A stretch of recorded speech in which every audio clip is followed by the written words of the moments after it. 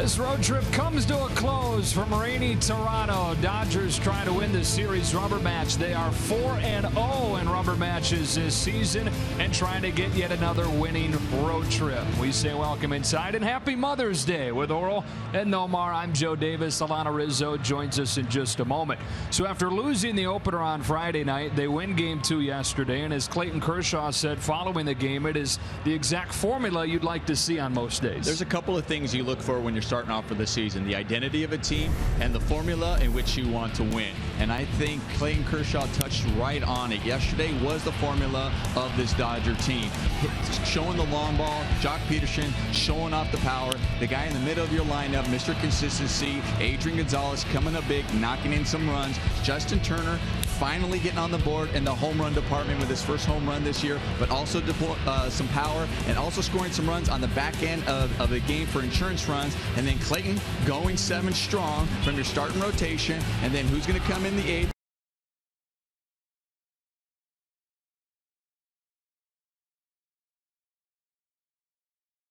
Hope we see more of it by the Dodgers. Trying to get another series win, unbeaten in those rubber matches today. And the pitching matchup in this one, it'll be Ross Stripling for the Dodgers against Marco Estrada of the Blue Jays. And trying to get a winning road trip. Ross Stripling is a guy that early in the game he has been dominant, but as the game continues on, it seems like teams get to know him a little bit. He hasn't been in his lanes as much as he could have been, as he was when he first got here, but he needs to learn how to get through the order a third time, as that way those ERAs go. And with Estrada on the other side, this guy has an outstanding changeup, but no run support so far.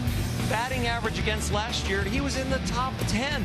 He was kind of an unknown, but now the league really does know him and appreciate him. But his Blue Jay hitters need to appreciate him a little more and get him some runs. What do you guys think of those pink uniforms? Huh? Pink I like them. You like them? I like them. Yeah, I wouldn't mind maybe a little like pink accent. Those are really pink, but it's all for Mother's Day and in support of breast cancer research as the Dodgers and Blue Jays play the series finale. Happy Mother's Day. Glad you've chosen to spend it with us as the Dodgers try to win this set.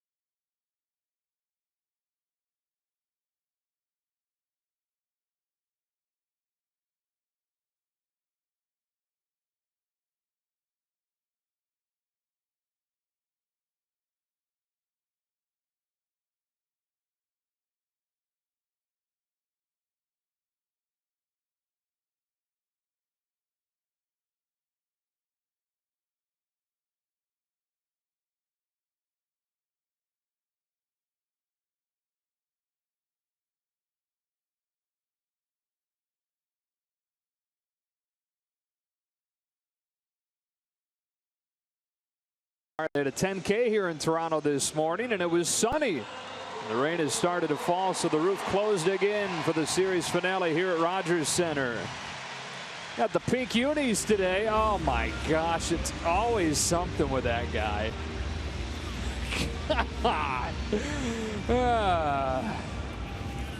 They're bonding. I guess so. If there was a ghost in Tampa, it definitely visited his room, right? Yeah, he was the one that had the ghost story for us. Here's Dave Roberts' lineup. Utley, Seager, Turner, Gonzalez, same first four on the lineup again. Yasmani Grandal hits fifth, with Yasiel Puig getting the day off, and that means Grace Thompson gets a start in right field. You notice Howie Kendrick making the start at first base, with Adrian Gonzalez doing the DHing this afternoon. And the Dodgers try to get a series win against Marco Estrada, 32 years old, born in Mexico, but he grew up in Southern California. Moved to Silmar when he was 6.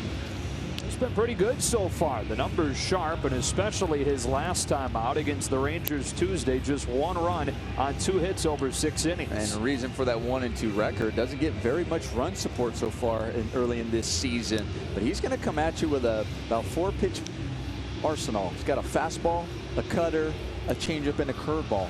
None of them overpowering. His fastball hovers around the low 90s, but all the pitches really good. He uses them all at any time. Very unpredictable. So you're going to definitely have to have your chess game on and battle him.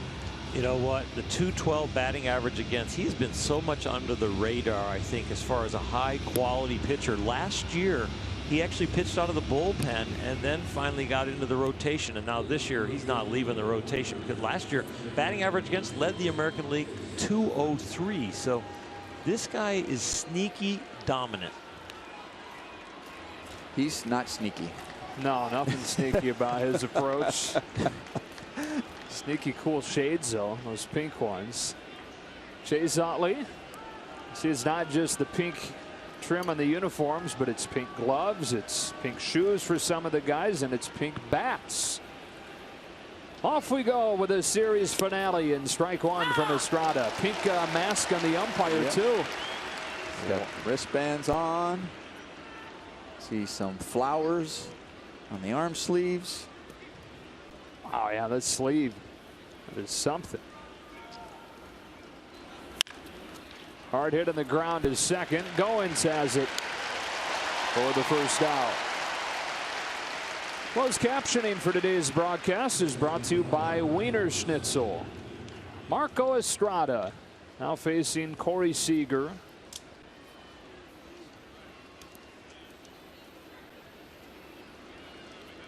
Corey yesterday 2 for 3 with a walk. He had 2 hits in his previous 18 at-bats, so it's good to see him break out some. Swings through it, strike 1. 4 hits, 4 walks on the road trip.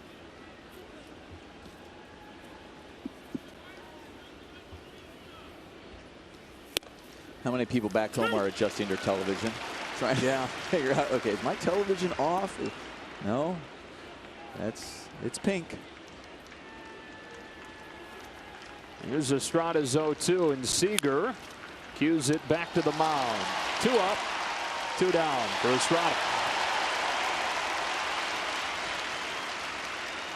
Well, the Blue Jays right at 500 right now, 16-16. They're tied for 3rd in the American League East. The loss yesterday to the Dodgers snapped a season-best 4-game winning streak for Toronto and John Gibbons. Reigning division champions. It's been somewhat of a disappointing start in a year where they had such high expectations. But still right there within 2.5 games of first in the East. Justin Turner hit his first home run of the season last night. It was a moonshot into the second deck in left field. One of 2 long balls for the Dodgers yesterday, with Jock Peterson hitting the other.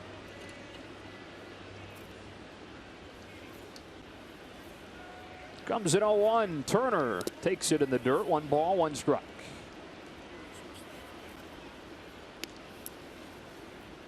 You start to feel more confident about the Dodger offense when Adrian Gonzalez gets going and Justin Turner gets going.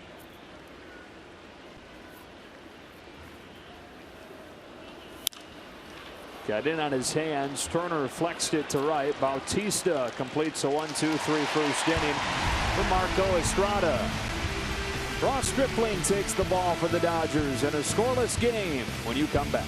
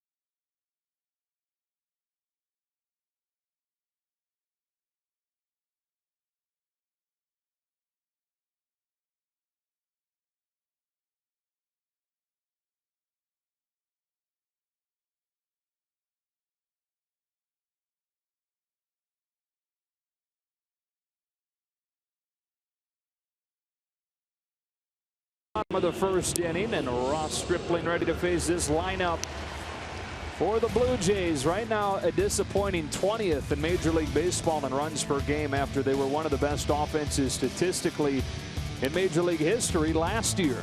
And this platoon at the top continues. Saunders hits leadoff. That moves Pilar back down the bottom half of the order. Donaldson, Bautista, and Encarnacion. So good 2 through 4. And Tulowitzki, the former Colorado Rocky, hitting 6th. Ross Stripling, 26 years of age, making his 6th start today, but he's doing it on more than a week's rest. His last time out was last Saturday against San Diego, when he gave up 5 runs over 4 2/3 in his 2nd consecutive loss. Here's Saunders. 1 for 3 yesterday, 1 hit in the series so far. Strike 1 or ball 1 from Stripling. It was close, and that's good, though. He's out there in his lane. That's the thing that he's really been struggling with, is getting the ball to one corner or the other, a little bit more halves of the plate lately as he's been getting hit. And that pitch is the equalizer, especially for right-handers. Ross has reverse splits so far in the big leagues, where the right-handers are actually hitting higher than the left-handers by a significant amount, almost 90 points. He came to us, we thought he would have a better curveball than changeup, but the changeup has really come fast, and the curveball at times has been outstanding, but he has hung a few. And he strikes out Saunders to begin his afternoon. I'm curious to see about the formula that Ross Stripling has. When I say formula, because we were talking about how Clayton Kershaw was talking about the formula to win from this team. But I was also impressed with Clayton's formula to get these batters out. The way he went the first time through the lineup, and especially these big right-handed hitters, attacking them in and not giving in. And then later on, that second or third time, showing them something different, going off the plate, really expanded the plate on the big hitters. And that 6-2 win, series evening win yesterday. Josh Donaldson looks at a strike from Stripling. It was Kershaw's 3rd consecutive game where he's had 10 strikeouts and no walks. It's the 2nd time in his career he's done that. Only 2 guys have done it in baseball history. Chris Archer in Tampa Bay, the other. He did it last July. And it's the 4th consecutive 10 strikeout game period regardless of walks.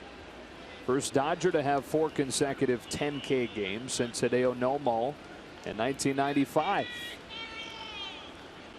Before that, the last guy to do it, Sandy Koufax, who did it 5 times. He is such a stabilizer to this team that you look forward to his starts to maybe break a losing streak or to continue a dominance and a winning streak. You look forward to him being on the mound and setting a tone for the team and an example of how they go about their business. And I marvel at what he's accomplished and what's still in front of him. Dodgers supported him with single runs in the 2nd, in the 8th, and in the 9th, and had that big 3 spot in the 3rd against R.A. Dickey. 3-1, and Donaldson bangs it in the ground to Turner. 2 out.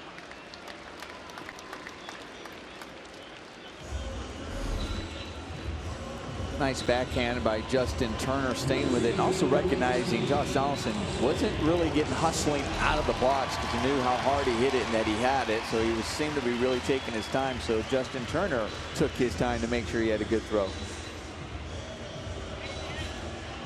The hair color kind of clashes with the pink for Justin.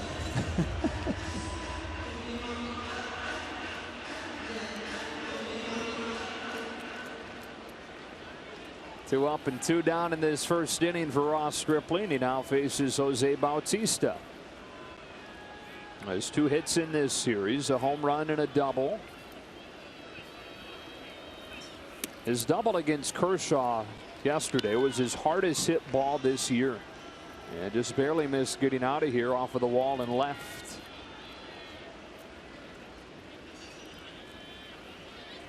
Stripling delivers 1-0. And that breaking ball snaps into the knees for strike 1. Ross can really spin the baseball. We saw that with Stroman. My goodness, he could really spin the baseball when he pitched for Toronto. 2.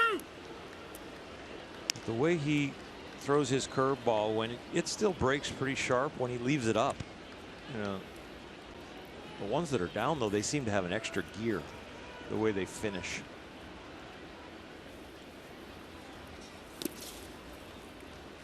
Put a little sweep on that one instead of the straight 12-6. And when you're thinking 12-6, think the clock. That one was a little bit more kind of 1-7. 2-2. Jose Bautista swings through an elevated fastball, and a 1-2-3 first for Ross Stripling with bookend strikeouts on Saunders and Bautista.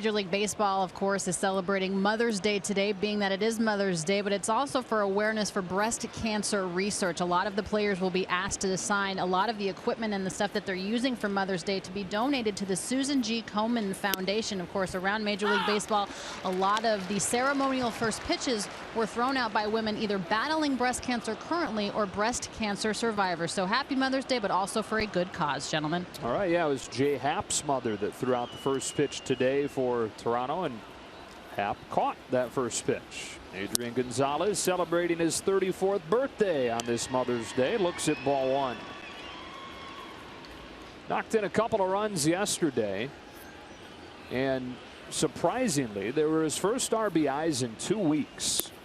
He had that stretch during the homestand where he was 0 for 21, but you'd figure still there'd be one scattered in here and there with where he hits in the order. And as productive as he's been consistently his entire career. It's a long stretch to go without knocking a run in. And all it takes is one. That's what you feel like when you're in the big leagues. You're going, you recognize that there's stretches or you're struggling. Like, all I need is to find that hit, or all I need is to finally knock that one, and hopefully that'll turn things around. Hitters count here on a 3-1. Smack to second, and short right field. Goins has it. 1 out.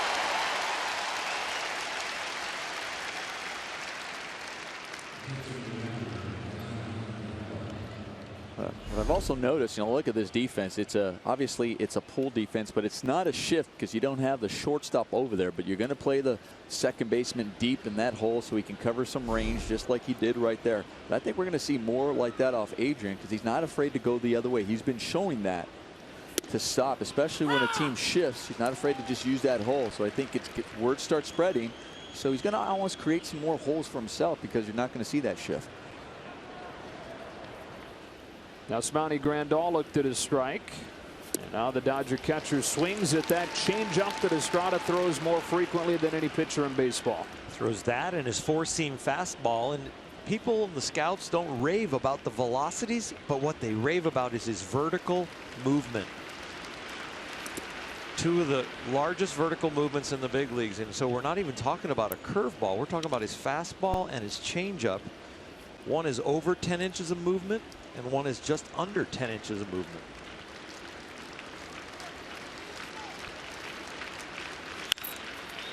Grandal on the ground again at a short right field. Goins there again.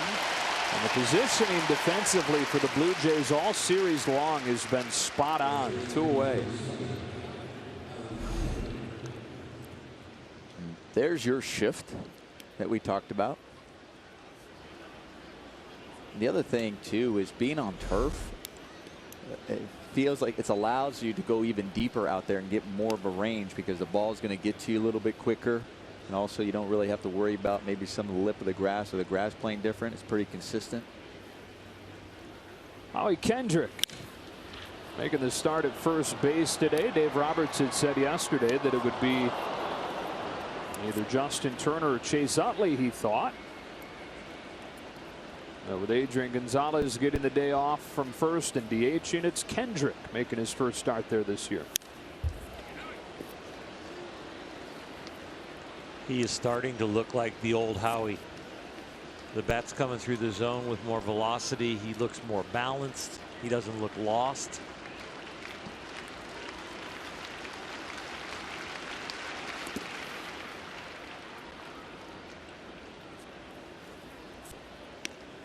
Marco Estrada talked about it not being overpowering, but there are some guys where a ball just seems to get on you, whether it's deception or whether the way it comes out of his hand, and he's one of them.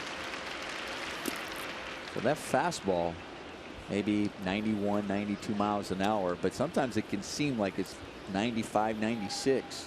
And then you mix in that changeup that looks just like his fastball, and the bottom fouls out of it.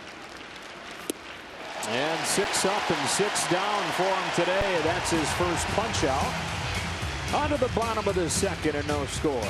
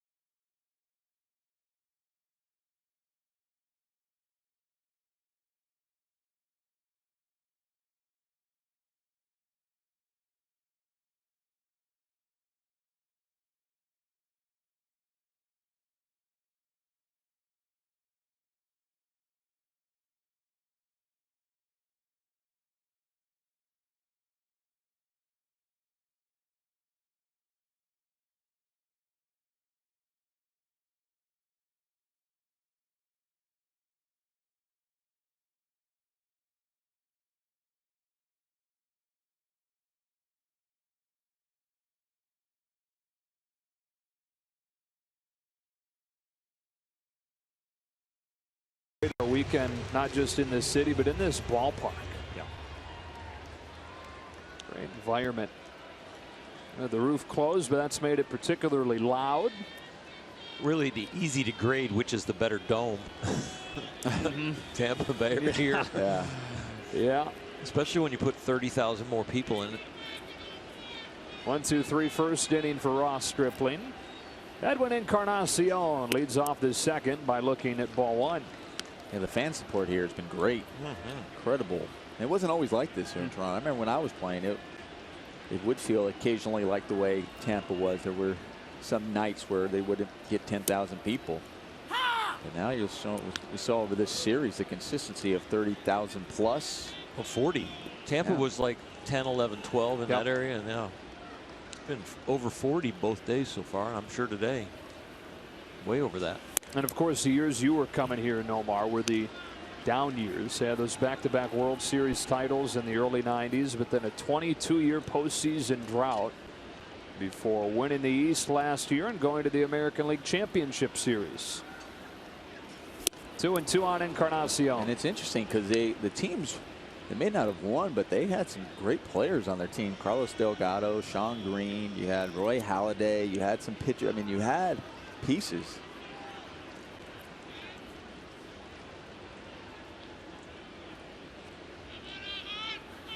Encarnacion leading off the second, running the count full against Stripling.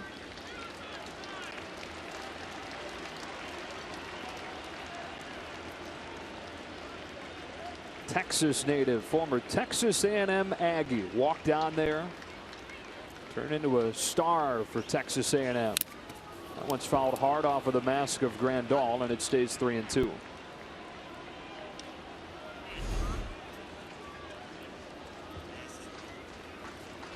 We've seen just about every catcher on this trip get beat up. Yeah. It's ridiculous the pounding they take.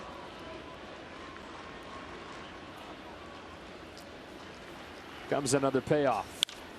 Hit in the air, deep left center field. Back on it goes Crawford at the track. He's got room for the first out of the second. Must have just got in on him a little bit. Because the swing and the sound as it left the bat, I was like, whoa. A little closer to the label than Encarnacion wanted. Stripling enjoyed the fact that he got in there a little bit. And that was supposed to be away, down and away, and that came up and in. So definitely missed the spot, and he's looking at it, hoping is it going to stay in? And it does. So he's retired the first four men that he's faced, and now Justin Smoke, who knows a little bit about Stripling's home state, having been drafted by the Texas Rangers, former highly touted prospect there. It was dealt to the Mariners as the key piece in the Cliff Lee deal. But now here in Toronto. Putting together a good stretch, shooting above 400 on this homestand. 0-2. It's in a more significant role, Smoke is, with a suspension of Chris Colabello. 80 games for the banned substance. So what was a platoon where he just faced right-handed pitching is now turned into an everyday role.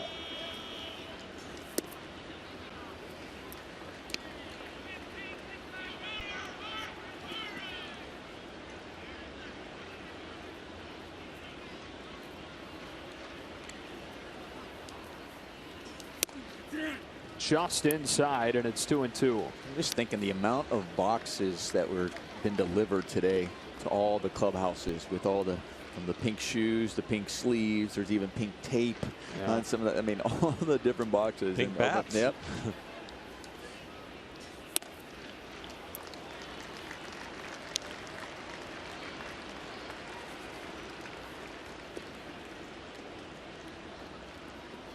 All the batteries they had to bring in too to light these things up. All right. Even the wristbands on Chad Fairchild, the home plate umpire, to go along with that pink mask. 3-2 to Justin Smoke is caught on and miss, and that's already 3 Ks for Ross Stripling. The street leading up to Dodger Stadium, as you know by now, is officially Vin Scully Avenue. Come to the Dodger game on Tuesday and get a Vin Scully Avenue t-shirt, courtesy of the Mercedes-Benz dealers of Southern California. For tickets, go to Dodgers.com/promotions. Going to be game 2 of a 4-game set with the Mets. Start of a 9-game homestand. 4 with New York, 3 with St. Louis, 2 with the Angels. And then the ensuing road trip, they stay in Southern California, going to at the Angels and 3 in San Diego. Strike 1 on Troy Tulowitzki. And now Stripling back downhill with strike 2. Just watching Troy Tulowitzki hit. We were talking about his struggles, and actually right now he's doing a better job. I was talking to one of his hitting coaches, and they were saying that, usually he's very upright when he hits, but when the ball was coming, he had a tendency to kind of duck down a little bit, then hit as he's ready to drive it, rather than staying more upright what he normally did. But today he's actually more upright than we saw in the first 2 games. So right here. So he's staying up there where we'd see even a little bit more bend in the first couple of games. He didn't play in the first game, but yesterday against Clayton Kershaw.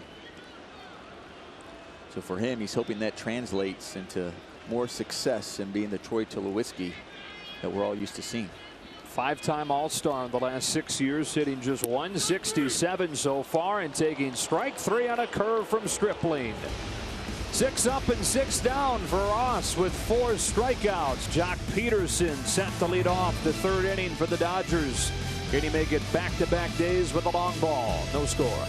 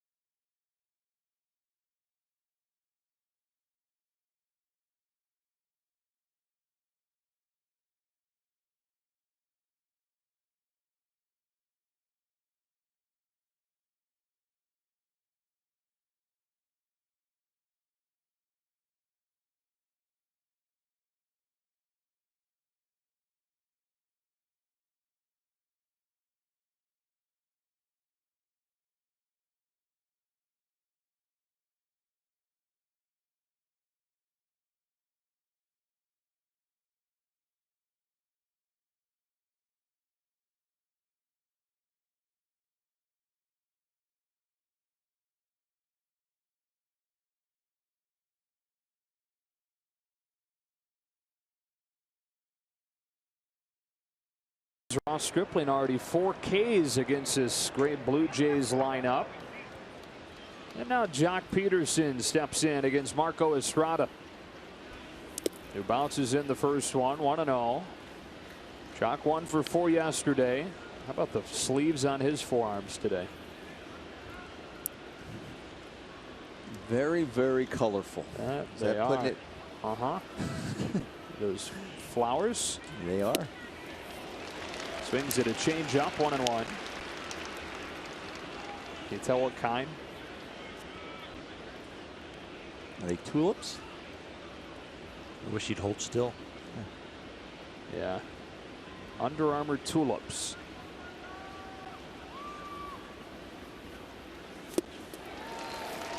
Long home run for him yesterday. It was his 16th home run in his year plus in the league as a full-time player of at least 425 feet.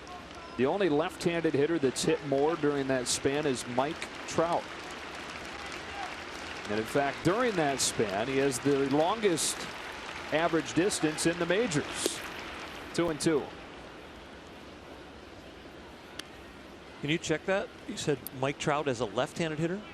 Oh, yeah, then that'd be wrong, wouldn't That's it? definitely wrong. Yeah.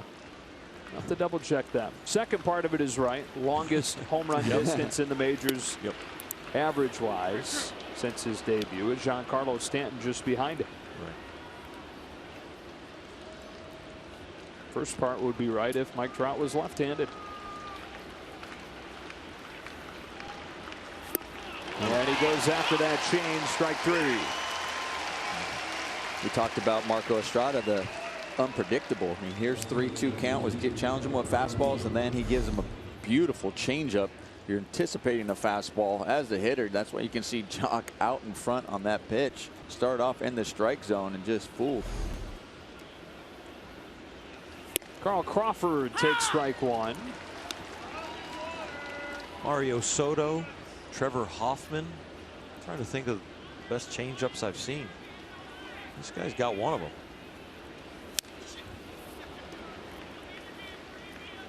He uses it a lot. Throws it about 30% of the time. That's the largest percentage in the majors.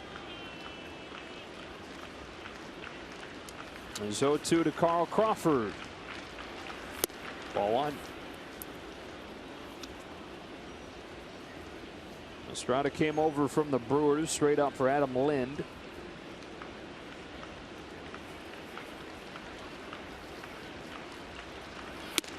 Had a monster season last year. Really broke onto the scene. 13 wins. Had a win in the postseason. And like you mentioned earlier, Oral, the lowest batting average against in the American League. Full count on Crawford. 203. You know, he's very thankful to the Brewers his time there because they gave him an opportunity. The organization was always looking for pitching and kind of a, you know, a low market club. So if you did good things, you got a chance, and his stuff does not read from scouts or that you would go, okay, this guy will translate, but this accuracy at 90 miles an hour and that ability to move the ball and then change speeds the way he does with his changeup,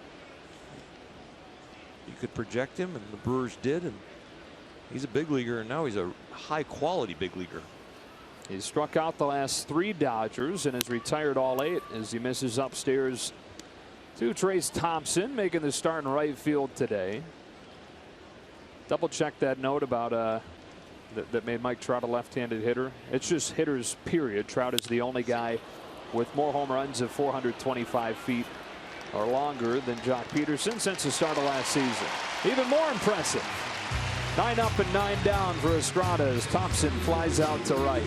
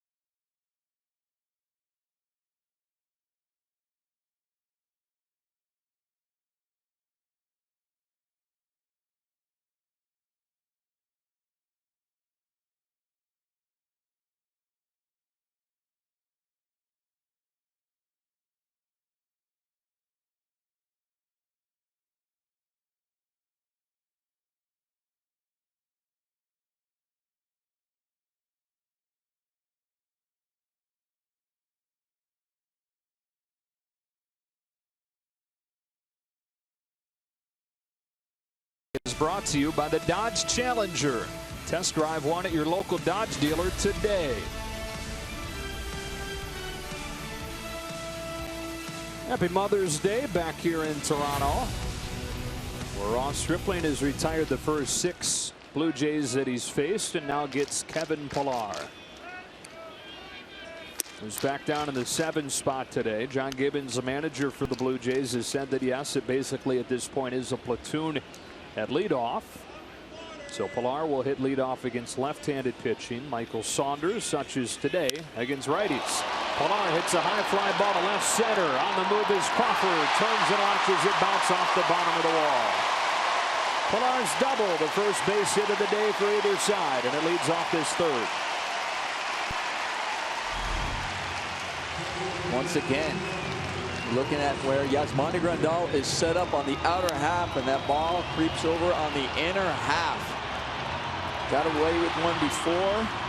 This time he doesn't, and Pillar makes him pay with a leadoff double.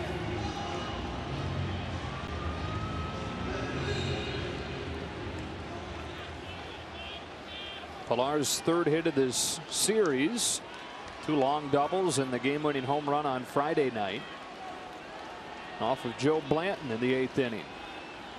Dodgers lost that game 5-2. They won yesterday 6-2. So the series rubber match today as Russell Martin climbs in. 33-year-old former Dodger takes ball 1. He's really struggling this season, although lately he's started to hit some. 177 overall.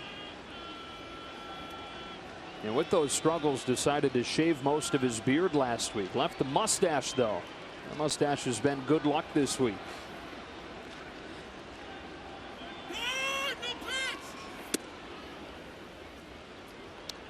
Don't need to tell you because Chad Fairchild did. And boy, the acoustics in this place are fantastic.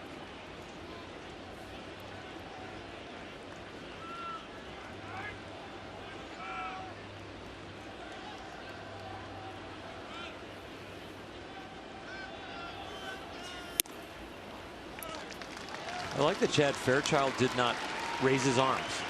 Most umpires, when they're going to go no pitch, to raise your arms, and as a pitcher, that startles you, and if you're in the wrong part of your delivery, you can get hurt. He yelled it, but he did not raise his arms and make Ross flinch. This crew's been pretty good all weekend. I don't remember talking a ton about them, which usually means they've been good. 2-1 on Martin. You always say, who are the good umpires when you don't know their names? Yeah. Chad Fairchild. Go about their business, consistent, solid. You don't see a lot of guys complaining a whole lot. They're more maybe talking to them. There's a difference between talking and complaining. That also says a lot about their personalities and demeanor when they're on the field. It's the crew chief, Jim Joyce.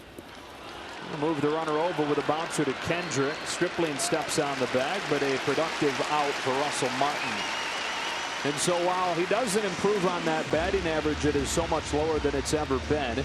He goes back to the dugout knowing that he got the job done. And that's appreciated by the team because they know you're struggling. There's a guy in scoring position. You're thinking, well, here's a way to snap out of my struggles, get a base hit and an RBI, but just getting the job done. High five. And for you, you have to take that as if that's a hit. Let's say you're going 0 for 3 today, but you're like, I did my job. I'm really 1 for 3 today.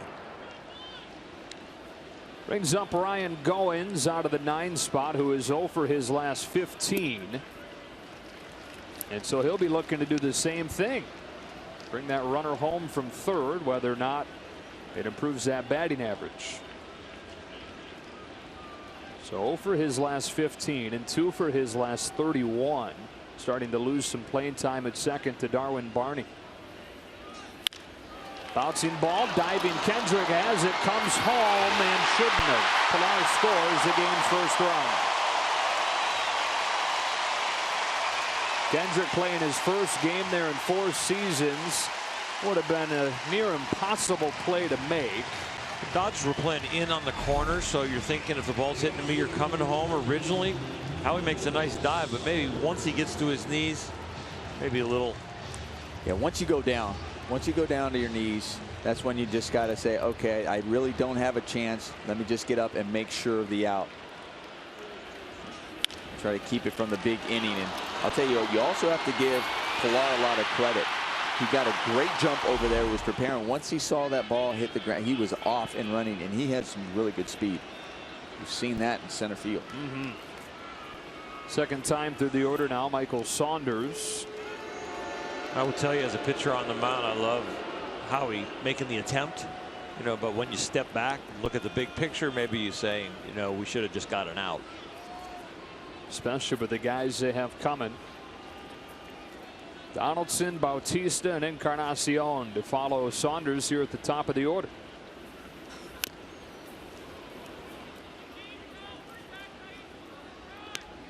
Saunders 0 for 1 with a strikeout.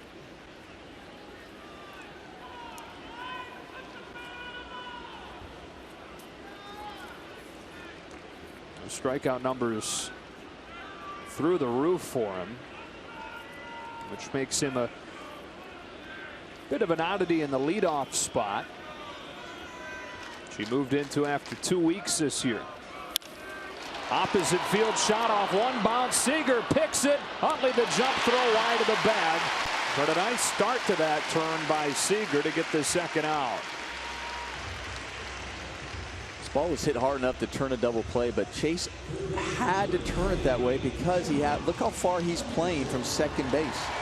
Talk about shifts. We talked about playing pull, really pull, because normally double play depth, even if it's a lefty or righty, you're going to be closer to second base to be ready for that pivot. But Chase had to go so far to get to second base because, obviously the numbers say play farther pull and take away those hits.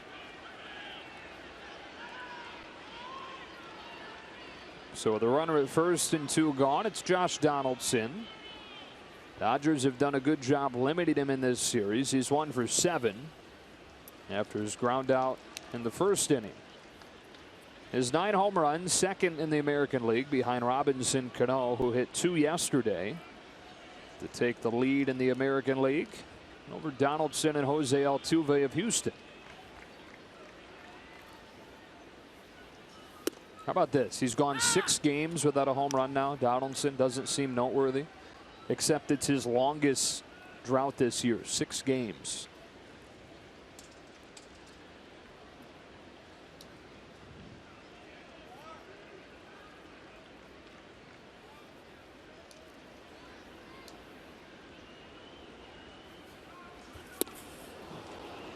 The dropping of the front shoulder as he approaches with his swing gives him that really big uppercut for Donaldson. I think the pitch created that uppercut right there, but he keeps that more of that shoulders for him to stay in on the ball. That he's not. We always talk about getting big and flying open. He's trying not to create that. When you fly open with that front shoulder, then your bat drops. You swing, you have a tendency to swing under the ball and mishit it. So there's certain things that Donaldson does in his, in his stance that he really tries to emphasize, or maybe sometimes over exaggerate at times, so he can his back swing can stay consistent. Waits on a 1-2, and Stripling cuts it off at the outside edge. Count evens.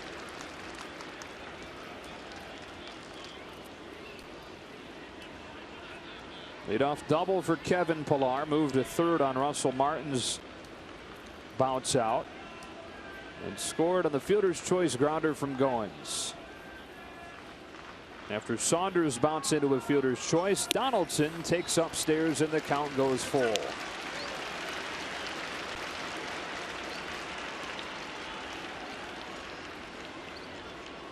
These are the counts when you know you're playing the Toronto Blue Jays. You got a guy like that on deck, the guy at the plate, longest stretch without a home run, 6 games. And you've got to still make a pitcher's pitch. Breaking ball flipped in the air to right for Trace Thompson, who's got it, and the inning is over. And he did make a pitcher's pitch to limit it to just 1 run here in the third.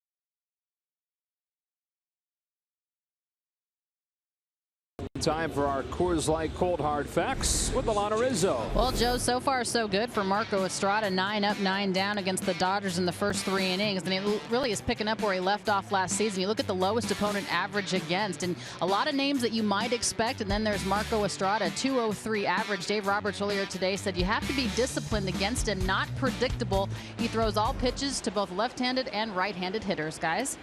32 years old, out of Mexico, Alana. Moved to Southern California when he was 6 years old with his mom. And Mrs. Lowe with the first one to Chase Utley. It is worth noting at this point, I suppose, as he goes into the 4th without a base runner against him, that twice in a row last year he took no hitters into the 8th and lost those no hitters. That was back-to-back starts where that happened. It was the first time since another former Jay and Dave Stieb did it in 1988.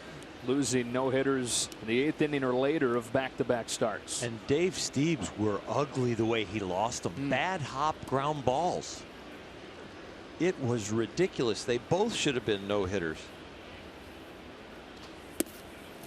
Deepest you went? 7 2/3, I think. You lose any cheaply? No. Nick Asaski hit a home run off me on a 3-0 count. I'm like, I don't want to walk him. He's not going to swing. And he hit a home run, tied the game. Because in a 1-0 game, they are swinging 3-0.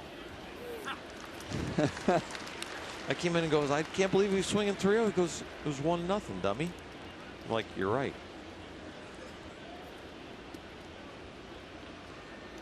3-1 on Chase Utley, leading off the 4th for the Dodgers. I had one that went into the 8th also. Tony Gwynn broke up. Oh, that guy. Yeah, that guy. No such thing as cheap there. I'm sure he broke up a lot. Yeah.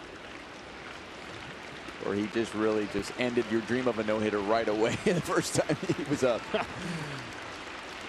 I probably looked and saw he was coming up later in the game and said, I'm not going to throw a no-hitter. Why concentrate on it? First base runner of the day for the Dodgers is Utley walks to lead off this 4th inning. Omar, do you have any that stick out where you broke no-hitters up real late in the game? You know, I don't really recall breaking them up or recall doing that late in the game. Not me. I remember almost being no-hit, and some of my teammates. I remember Carl Everett breaking up one. Cena. Corey Seager. You typically broke him up in the 1st inning yourself. Right. My favorite no-hitter story is the night that I was a Dodger but rehabbing. And I went to the Janet Jackson concert after coming to the ballpark and rehabbing because it drove me crazy to hang around the ballpark and watch the game. And Fernando threw a no-hitter that night, and so did Dave Stewart. And I didn't know he threw a no-hitter until after the Janet Jackson concert. So the next morning I got up real early and got half a dozen newspapers and got them all framed for him and took them in to give to his family and stuff. Because I felt so bad I wasn't there for it. How was the concert? Yeah, that was my follow-up too. Thanks, Nomar. Yep. It was great. Got to meet her before. Wow. And yeah, hang out. So you really weren't that sorry to Fernando then.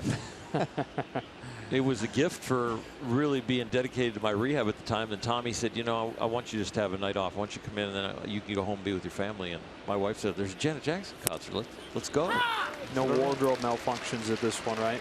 No. At this concert, no.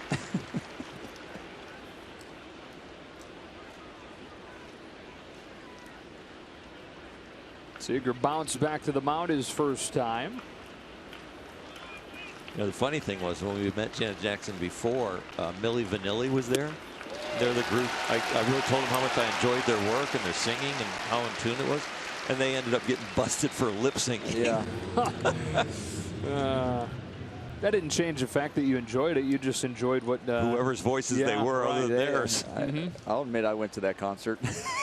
I went to one. To Milli Vanilli concert? Yeah. First one. That was your first concert ever. Milli Vanilli. Yeah. Mine was Pretty Ricky. I'm really embarrassed to say that. Well, my first concert. Somebody dragged me to it. It was in Lansing, near my hometown. Yeah, that was something. Mine was The Boss. Bruce Springsteen. Here's Justin Turner. You win. Yeah. Once went to a Pablo Cruz and Foreigner concert where Pablo Cruz warmed up for Foreigner. These are probably people that Joe doesn't know, though. I know Foreigner.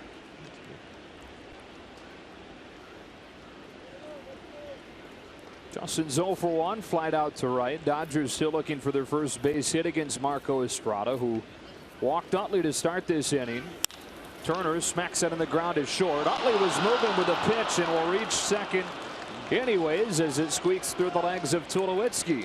So 2 on with 1 gone and a chance for the Dodgers to tie this game here in the 4th. It's very rare we're seeing Tulowitzki bobble this ball, and I don't know if he was possibly thinking maybe it was hit hard enough. He knew that Chase Utley was going, if he was thinking, well, maybe I can still possibly get up second base, but it was really that last hop. The last hop there is the one that came up on him and hit him at the heel of the glove.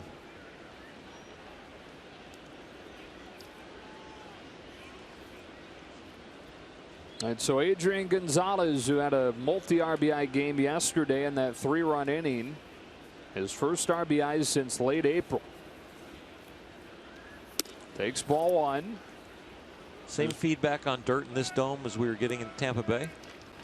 I haven't heard that it's as bad as the one in Tampa Bay as far as from the dirt. I've heard pretty good that they say it's fast, but they haven't said that the dirt feels as inconsistent or that second hop coming up on him. But that you saw that hop go up on Tulo.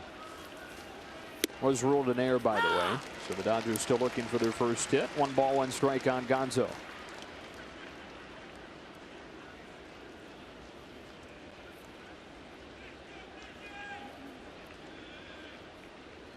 Second time he's had the day off at first. The DHing this afternoon and waiting on this 1-1 from Estrada.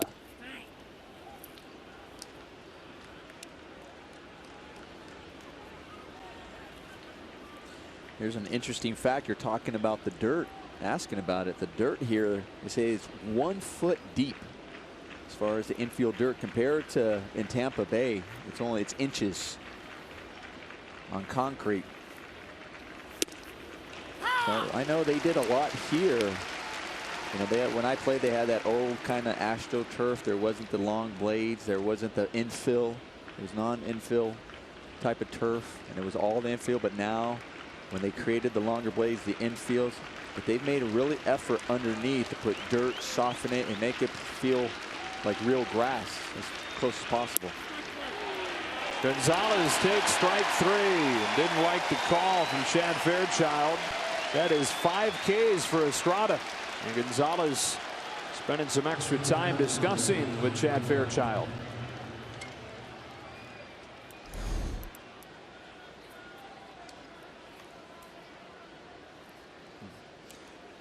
K-zone hasn't it at the bottom of the zone or hitting the bottom of the zone, and you can see Adrian just thought, listen, it may have started off as a strike or looked that way, but he felt like it fell out of the strike zone.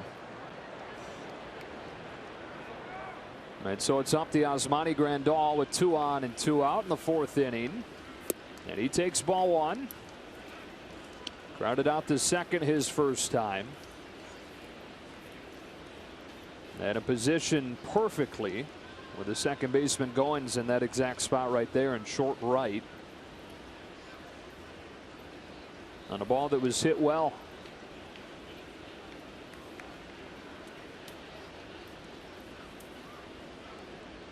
Utley at second. Turner at first. Two and all.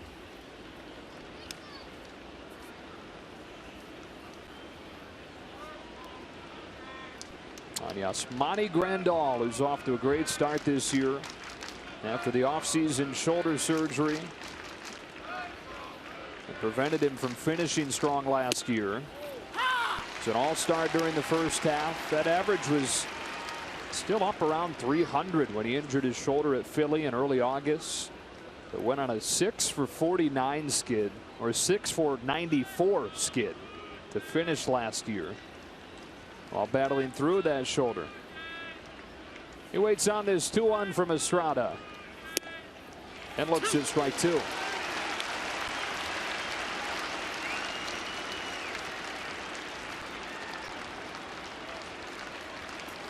Estrada starting to look like he has earned the borderline calls from Fairchild behind the plate and hitting the glove so much.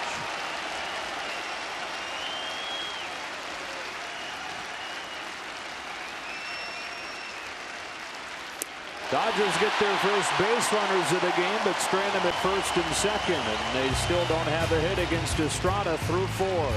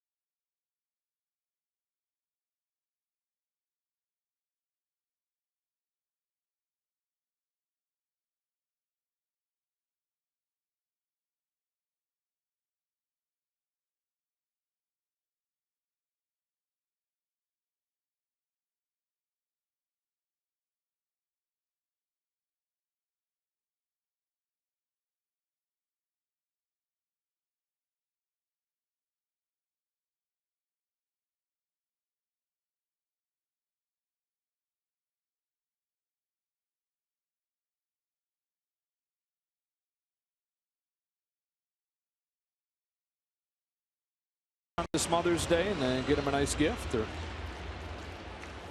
when I get home. Okay. Nomar? Same. Good. Thanks for asking that on the air, Joe. Well, I know that Dana is at lunch right now.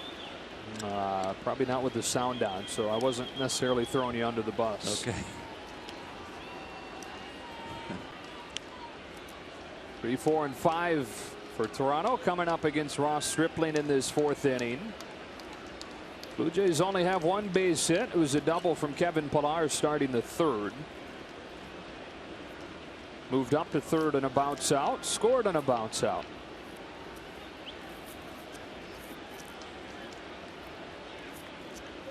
Stripling struck out Bautista his first time up and delivers ball 1 a little bit high. It looked like almost one of the pitches that was called on Adrian Gonzalez. I thought Adrian did a nice job after that controversial strike 3 in his mind to talk to Fairchild about it. And I think Adrian was really griping about the borderline strike away, the borderline high strike, and then finally a borderline low strike.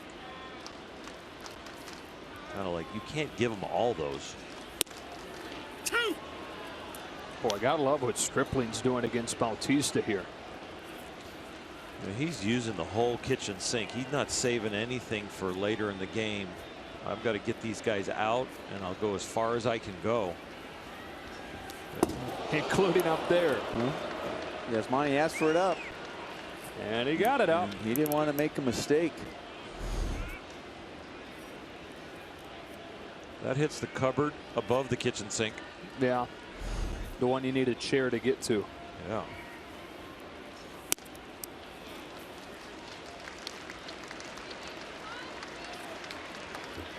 Those weren't the easiest pitches for me to throw either, because I'm concentrating on down, down, down, down with my sinker, and then all of a sudden you want a ball up, and it's a tough adjustment. Got him to pop up on a breaking ball, and I'm just going to make noise until Bautista's out of the range of our microphone, so you don't pick up anything that he has to share on this lovely Sunday afternoon. 1 gone in the 4th. Start your Dodger retired number spin series collection on Monday. That's tomorrow when the boys in blue take on the Mets, and the first giveaway will be Pee Wee Reese. First 40,000 fans in attendance at that #1 pin. Played his entire 16-year career with the Dodgers. Part of 7 National League pennants and the 1955 first World Series title. Encarnacion looks at a strike.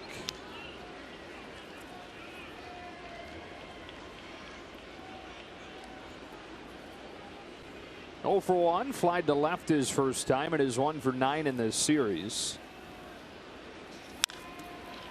Dodgers have done a good job against Donaldson, Bautista, and Encarnacion through the heart of this order.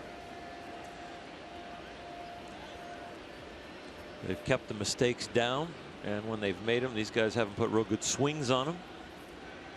And like I said, they're not saving anything for the next at bat. They have been battling them all the time. Going right to 3-2 breaking balls, going right to throwing the cutter on both sides of the plate. Fastballs down, fastballs up.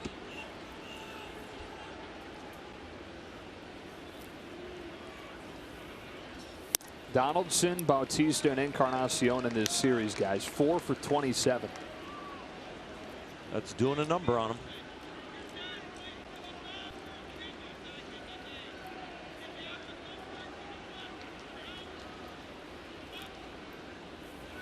Here's a 2-2. I think on the road trip now, the Dodgers scored 23 runs and they've given up 21. And we're at 500 now with this one in the balance. Not lost a rubber game this year. 4-0 in series finales with the series tied at 1. Tries to lay off, but can on that sharp breaking ball. And Stripling has out number 2 in the 4th on his 5th K. Good job by Ross Stripling to come back with that breaking ball, making it look like a fastball, especially the part of the zone. He actually, I thought, earlier in the bat when it was 1-2, didn't get a curveball down in the zone, called for a strike. It was a ball, it was borderline, but it looked like a really good pitch that he didn't call, and then coming back and burying it to get him to swing. 2 up and 2 down. Justin Smoke cuts on it. Strike 1. I think Ross Stripling is benefiting from the extra days off that he got. I think he's benefiting from the Blue Jays kind of being on a little hangover from Clayton Kershaw and coming in thinking, oh, well, we get a rookie, you know, not many starts, hasn't got even a big league win. They look a little overconfident and a little anxious, and he's preying on that.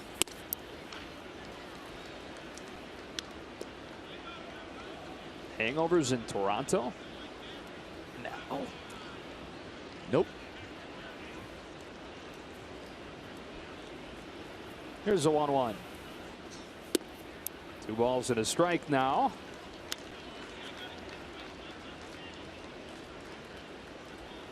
On Smoke. He's hitting above 400 in his last 6 games. So the guys 2 through 4 in the order haven't been as sharp. He has started to hit well. Pops this one in foul ground, and it will get out of play. 2-2.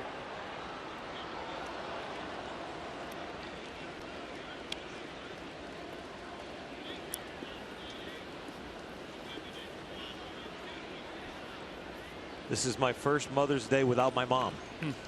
We lost her July 3rd and last year. And I think there's a lot of people out there that don't have their moms that are remembering their moms today too. So great memories to all of those that don't have their moms. And a strikeout of Justin Smoke to finish this 4th inning. 1, 2, 3 go the Blue Jays.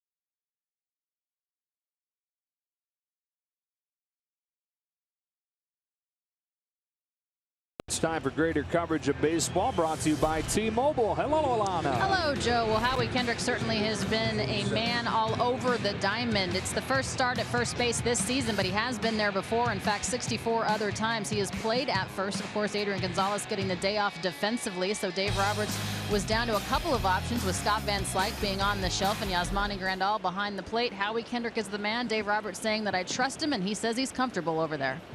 Yeah, it seems like he's been pretty comfortable wherever he's gone, and he doesn't necessarily look like an outfielder when he's in left, but he certainly hasn't hurt the Dodgers at any point out there. And his overall versatility has been so important for Dave Roberts with the injuries they've dealt with. Smacks one sharply to Goins, who recovers in time to get him for the first out of the fifth.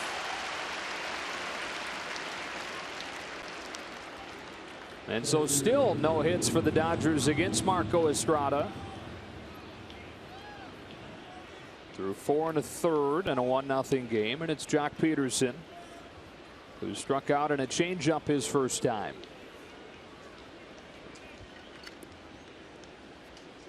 And so just to reiterate that note that I rattled off incorrectly the first time he came up, Jock now has 16 home runs of 425 feet or farther since the beginning of last year. That's number 2, regardless of handedness, in baseball, behind Trout, who is obviously a right-handed hitter. Trout has 18 of that distance. Giancarlo Stanton is in that group too. He's up there. I would hope. See the one he hit the other day, about 490 feet. Wow. As far as average distance per home run, yeah, Stanton is just behind Peterson.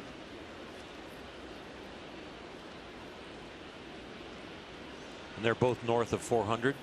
Yeah. I'm sure. Yep. Probably north of 415 or so. Yeah. I think Jock is around 422. Yeah. And Stanton's like 419. Yep. Wow. Pretty good for average. Yeah. Tough spot here against a guy who is dialed in. 1 ball, 2 strikes, and Estrada fades a change by him. 2 gone on strikeout number 7.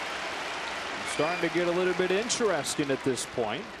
30% locked in. 30% changeups. Yeah. An approach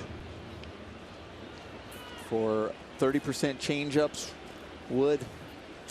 I mean, sometimes you got to look for it. Sometimes if a guy who doesn't have an overpowering fastball, you can go up there saying, I'm going to look for that changeup and almost react fastball. Not easy to do. I mean, that's the hardest thing to do, but when the guy's throwing it that much and you know that it's a swing and miss pitch, you go ahead and look that way. That's why, you see the velocity on that 90. There's more to it than just the fact that it's 92, 91 miles an hour. That it's a type of fastball that seems to get on you a lot quicker than what the radar gun is saying. Because you don't see too many guys necessarily with that approach. And a lot of times you'll see, okay, I'm late on that fastball, or I'll foul it off kind of late, but still square it up if you're thinking that. So it's with his deception or whatever it is, you can't think that way, and it makes that changeup that much better because it is an impressive changeup. Aren't there some changeups that are just off-speed pitches, and then there are others that are almost like optical illusions? Yes. And there's also sliders that look that way too. That for some reason look like you're going to be able to hit it, and you can't. Keep sweeping away from you. Goins, a tough play to finish off 5 no-hit innings from Marco Estrada. On to the bottom half. Dodgers down 1-0.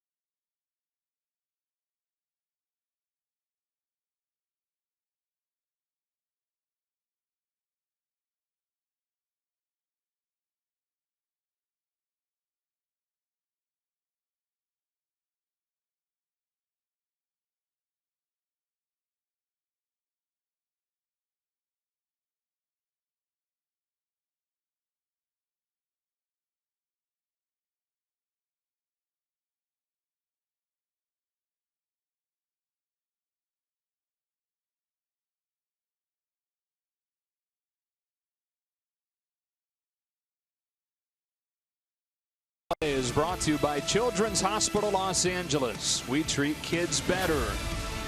And by BMW. See a Southern California BMW Center today for exceptional offers, or visit SoCalBMW.com.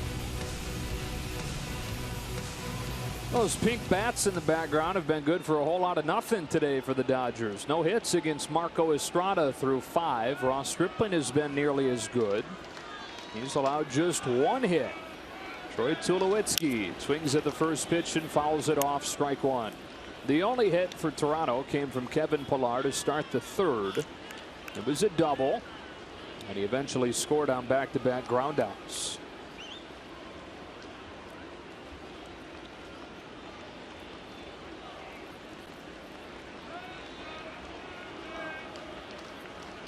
Tulowitzki, a strikeout victim his first time, and sends a fly ball into right center. Peterson and Thompson converging, and it's Trace Thompson to make Tulowitzki 0 for 2.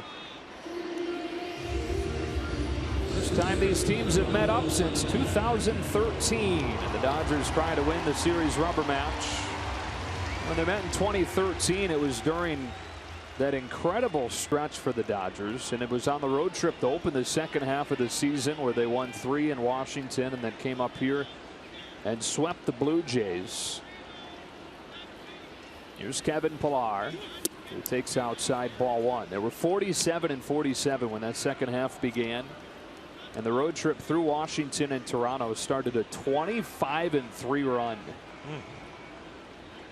Went from down 9.5 in the division in 1 month to leading the division. Pillar with a line drive that hangs up for Jock Peterson. 2 out.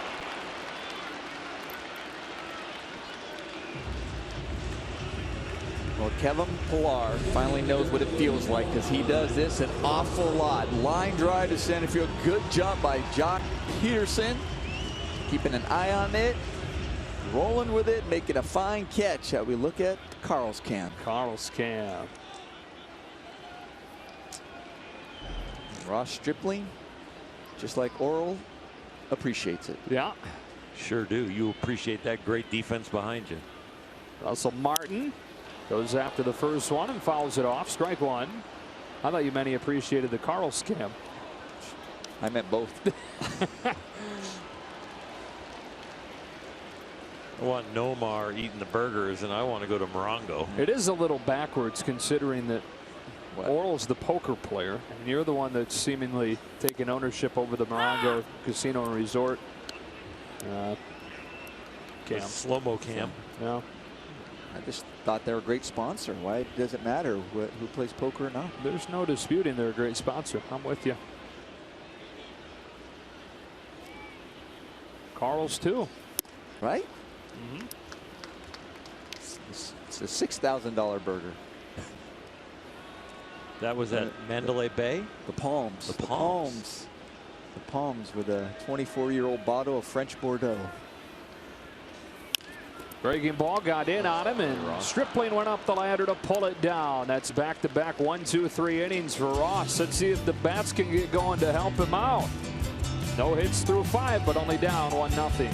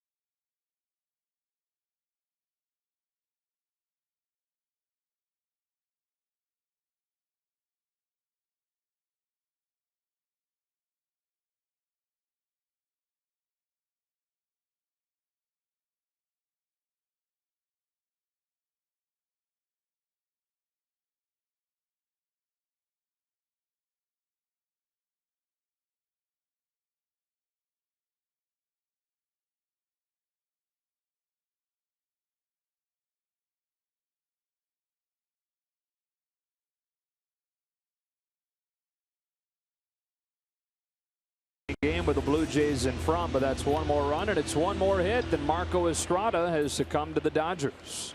They're both pitching outstanding, and Estrada with the no-hitter going, and we can talk that all we want. When it's against the Dodgers, we actually want to jinx him. Jeez, you don't have to be so honest about it. Well, on the other side, I've been told on Twitter, I can't believe you jinxed it. Trayce Thompson gets the first crack at breaking it up in the 6th and takes a strike. But you can't have it both ways, so I don't believe in jinxes. I don't have any idea what's going on down there that we're going to help or hurt with our voices. Yeah, the whole discussion of it, it's obviously a baseball tradition that you don't talk about it, right? But I think that the big thing with us and our jobs is our job is to inform, and you'd hate for somebody to tune in and not know what's going on. And I understand the argument that these days you always know what's going on because of social media and the apps and everything, but that doesn't change what any booth in baseball's job is. Well, it really originated with the players telling everyone we don't talk to him during the game. We don't mention it. We don't sit near him. We leave him alone. And it was all about the pitcher who was accomplishing the feat at the time. They didn't want to break his zone. Right. But it has grown from that original exposure of this what goes on the bench to the whole world. Right. Can't talk about can't say it. Don't say including the it. broadcast. And I think there are ways to inform without, you know, making it look like you're literally trying to jinx a guy. 2-2 to Trayce Thompson. It's kind of like the Sports Illustrated cover jinx. By the time you get on the cover, the guy that was playing well enough to get on the cover usually gets cold. By the time they come, they cover you as you're in your hot streak. You've just won the World Championship, whatever's gone on. By the time the magazine is released, you're cold. Nomar is cold because his shirt was off on the cover. Thompson sends a high line drive to deep right center field, and the no-hitter's finished on a Trayce Thompson leadoff double in the 6th. That's all Oral Hershiser right there. I said, let's talk, let's jinx it, let's talk about the whole culture of it, and there it is. You're really putting us in a bad spot the next time a Dodger has one going, because now it's our fault that the Dodgers were able to break it up. And like you said, he can't have it both ways. Again, I don't believe in jinxes. Now, credit to Trayce for driving one to the opposite field. Either way, hit. Dodgers finally lead off double. Now they got to do something with it.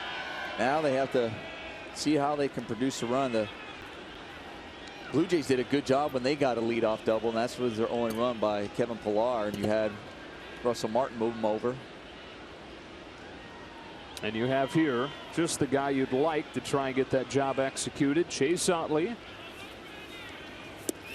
He was 0 for 1 today with the lone walk against Estrada.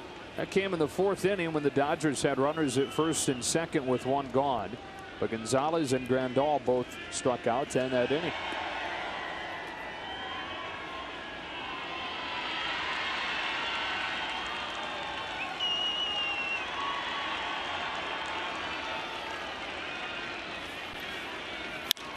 Utley sends a fly ball to deep center field. Pillar's back on it, still going to the track to make the play, but it gets the job of advancing Thompson to third. Done. One away.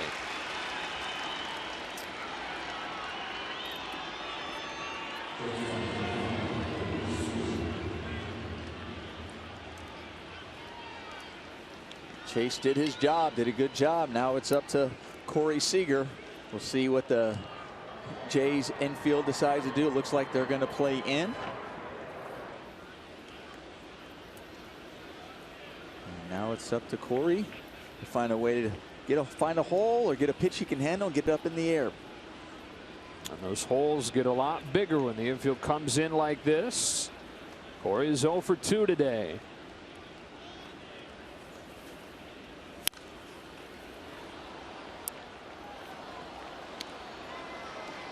Very aggressive swinger early in counts. Dave Roberts talked about that earlier this week, that seemingly is the first big picture adjustment the league is making against Corey Seager, trying to get him to chase early in counts, and so it'll be the first big picture adjustment he has to make back.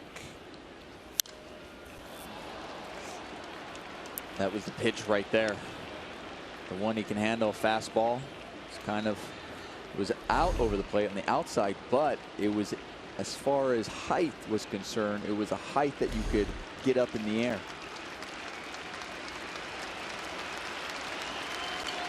Big pitch right here from Marco Estrada.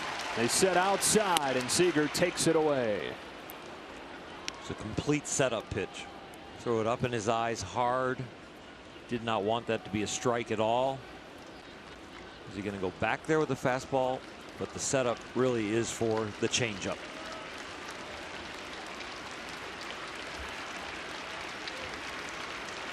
One, two. Corey Seager takes it upstairs again. Is he playing into that mindset of you want an elevated pitch?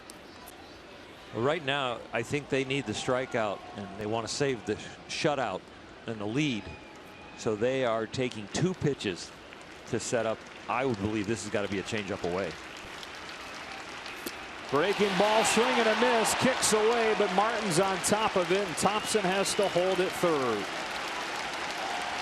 Went to the breaking ball for strikeout number 8 and a huge second out in the 6th.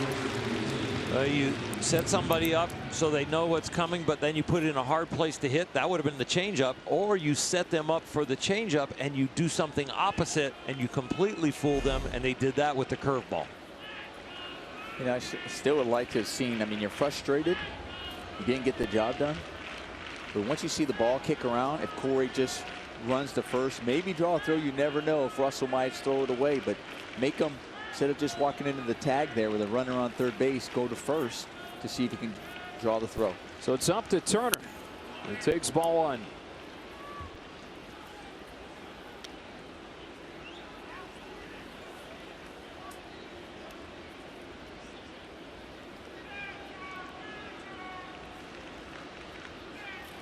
Thompson started this inning with a double, moved to third on Utley's flyout, and stands 90 feet away from tying this game. 1-0.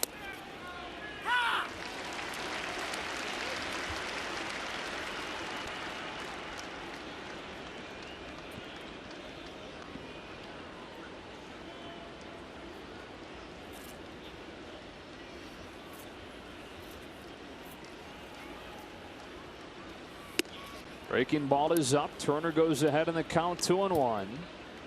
With Adrian Gonzalez due next. Dodgers trying to even the issue here in the 6th. Blue Jays run came in the 3rd.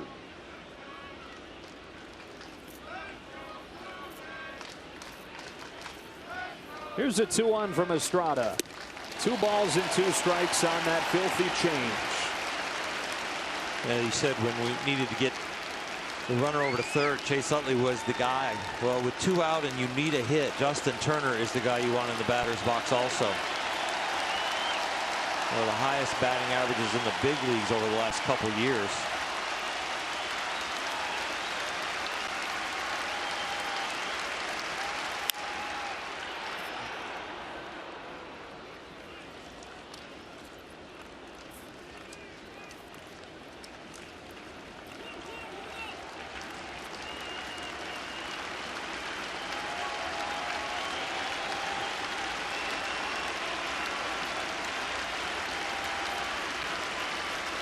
Another 2-2. What an eye from Turner to take it just an eyelash off the outside edge. You think how a fastball up and into a righty sets up a curveball. Well, a fastball up and away to a righty sets up the changeup. That's the same window his changeup could come out of. And then come back over the corner. So you could see right-handed hitters chasing fastballs away with Estrada on the mound because of so many changeups that he throws that break back over the plate from that area. Thompson at third in a 1-run game. 2 gone in the 6th. Justin Turner on 3-2. Takes inside, ball 4. And the last 2 balls of that at-bat missed by no more than a couple of inches from Estrada. There's a big at bat. Justin Turner does not get a hit, but he does pass the baton, and he passes the baton with a outstanding quality professional at bat. He gets a hack here later in the count, takes his shot. It's a good foul ball down the first base line, showing he's in on it. And then this last few pitches, as he continues to foul it off and spoil, he's in swing mode, but he's still making him throw him strikes before he swings. You mentioned passing the baton. He does so to Gonzalez, who promptly bangs it up the middle, but it's right to Tulowitzki to end the inning. Dodgers waste a leadoff double and still trail 1-0.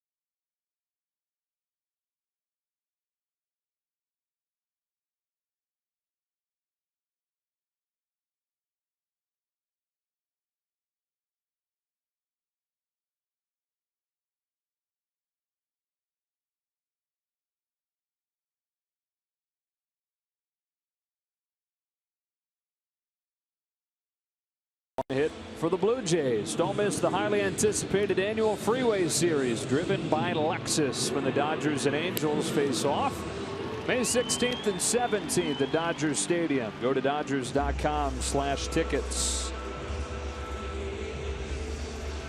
Ross Stripling with his best start perhaps since his first start, where he took a no-hitter into the 8th inning in his major league debut. He's allowed just the double from Pilar, who came in to score the game's only run in the 3rd inning. He's thrown 72 pitches. Chris Hatcher, though, starting to warm down in the Dodger bullpen. Stripling goes to work against Ryan Goins out of the 9th spot. Drops one out of the sky for strike 1. I appreciate all the congratulatory tweets I'm getting for breaking up the no-hitter, but God's honest truth, we had nothing to do with it. It was Trace Thompson who did that. Yeah. Great job. Nice work. You the man. You really did it. Way to go.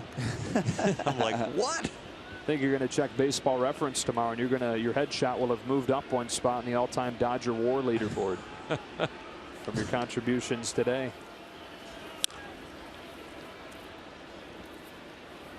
Goins brought in the only run of the day against Stripling with a bounce out in the 3rd. Hit it on the ground to a drawn in Kendrick at first, who had to dive to his right to field it. And that kept him from having a chance to get Pilar at the plate. Stripling's 0-2. Right at Chase Utley.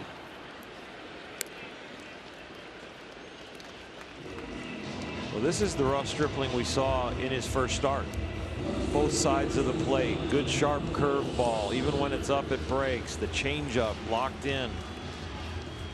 Fastball up when necessary. Completely different than the few outings prior to this. And a bit like that rainy night in San Francisco. And the deepest a no-hitter any pitcher had taken in his debut since Boston's Billy Rohr went 8 2/3 and lost one in the 9th inning back in 1967. against the Yankees. Only guy ever to throw a no-hitter in his debut game. 1892, Bumpus Jones, which is a cool enough name that a lot of Dodger fans will remember it just from the connection to Stripling.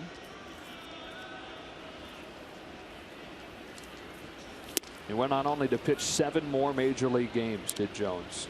Wow. After throwing a no-hitter in his debut. I wonder if he got hurt. They didn't really keep transaction records back then, or right. DL records. Yeah. So I got to believe something happened to him. 1-2 on Michael Saunders. We're talking about Ross Stripling.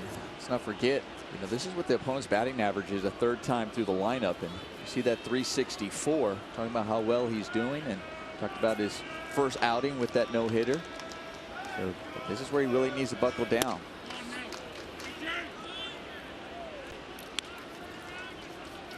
Still hasn't allowed a run in the first 2 innings this season. Those numbers as the game goes on go up and up. 2-2 inside to Saunders with Donaldson due next.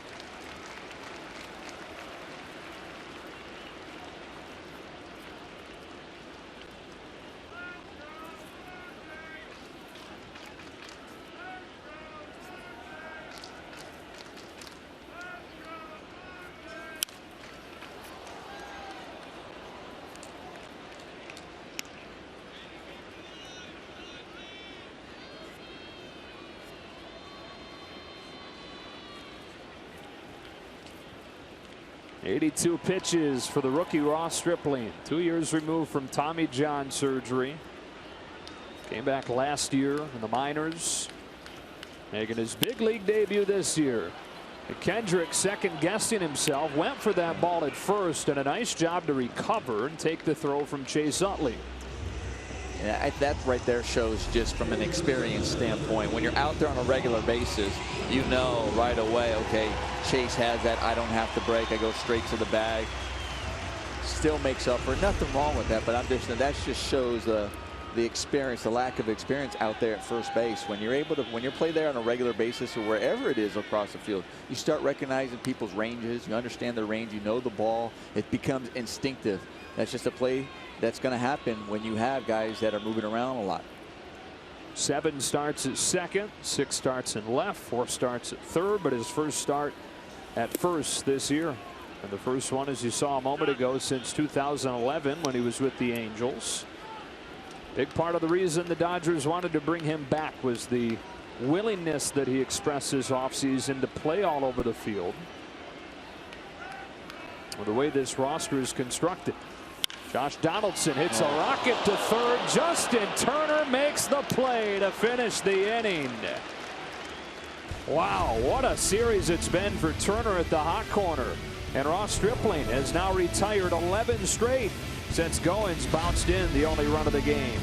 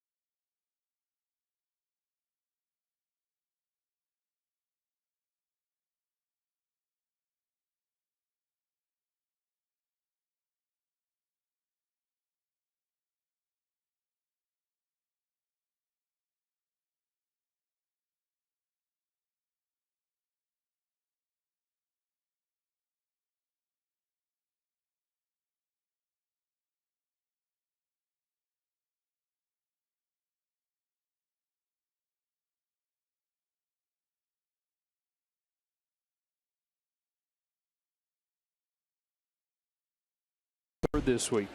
Why do they call it the hot corner? Because it's coming in hot.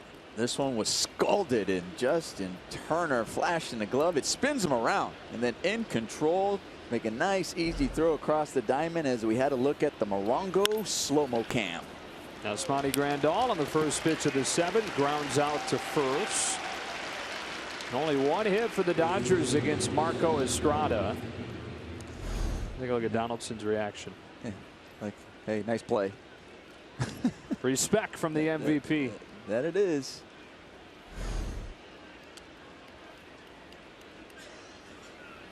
What do you think of the hair, guys? I think you should try it. It's going to take me a while to grow out that one. And even longer to get it ready. I don't know if mine would fall that way, the way his does. Never know until you try, though, Nomar. I'll try if you try. I'll watch you both. Howie Kendrick looks at a big breaking ball and quickly behind Estrada, 0-2. Howie is 0 for 2 today. Has 6 hits on the road trip. 4 of them came on Tuesday.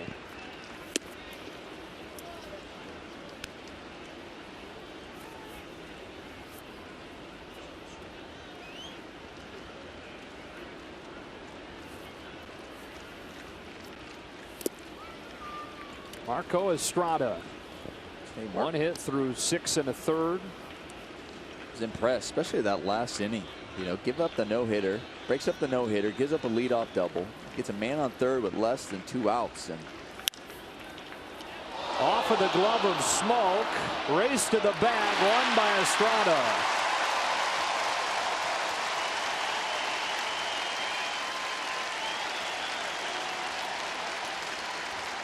The moment the ball hits Smoke's glove, Estrada, I think, hesitates a little bit, and then he's just glad he got there in time. He jumped. He's like jumping for him to get up, and then he's like, I got to get over there. shows some athleticism by Marco Estrada, because right there, usually a slight hesitation, and then you see the speed and athleticism to get over there. 99 pitches deep now. But I was saying, I'm impressed with the 6th inning. Just after giving that leadoff double, then you get a guy in scoring position, the tying run over there, and just he still seemed like he was in control. There was no panic in him, and executed his pitches, striking out Seager. Granted, Justin Turner, we know how good of an RBI guy he was. He wasn't really going to give in to him, and then he gets Adrian Gonzalez. 100th pitch of this outing coming right here to Jock Peterson, who has the ability to tie the game with one swing. Breaking ball hammered in the air to right, sending Bautista back to the warning track, and he's done it. This game is tied at 1 on Jock Peterson, 6th of the season.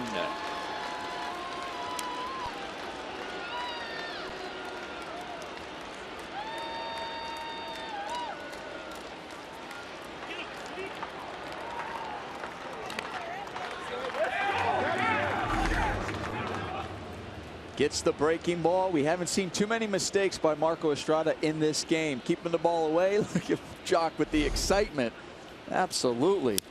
Finds the mistake. The breaking ball comes in, and he did not miss it. Yesterday, Darwin Barney got an RBI off of Clayton Kershaw and yelled at our dugout. Well, that's from the wrong side of the diamond. But Jock, so excited when he hit that one, he yelled in the dugout to get the guys going. Carl Crawford on the ground, base hit into right field. So they have one hit through the first 6 2/3. And now Peterson and Crawford go back-to-back against Estrada, who is probably down to his final minutes of his outing. Well, we saw Jock's reaction, but watch Estrada's. He knew it, because I was just talking about how controlled he's been in this game and in command, and he knew it too. He didn't even want to look at it. Just kind of that glancing, that little peek over, knowing, like, just give me the ball. Before that pitch, you remember Estrada had to sprint over because he was late to first, and Russell Martin, a great veteran move, went out there and delayed a little bit. They weren't talking strategy for Jock. They were just letting him get his heartbeat down, and he hung that curveball. He wasn't quite ready to pitch because that was one of his biggest mistakes of the night. Trace Thompson bangs one to Donaldson, who spears it with a backhand to finish the inning. Brand new ball game thanks to that guy, Jock Peterson, with his second home run of the weekend and his third of this road trip, leading the club with 6 on the year. We are locked at 1 in Toronto.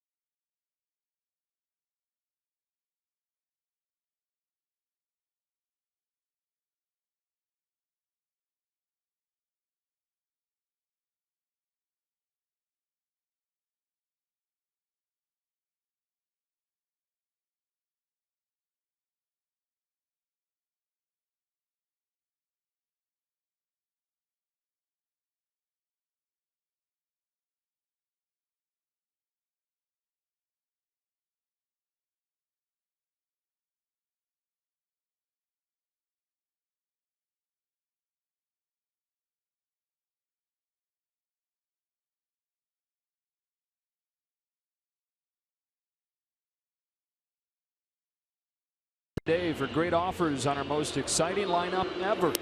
Shop online at choosenissan.com.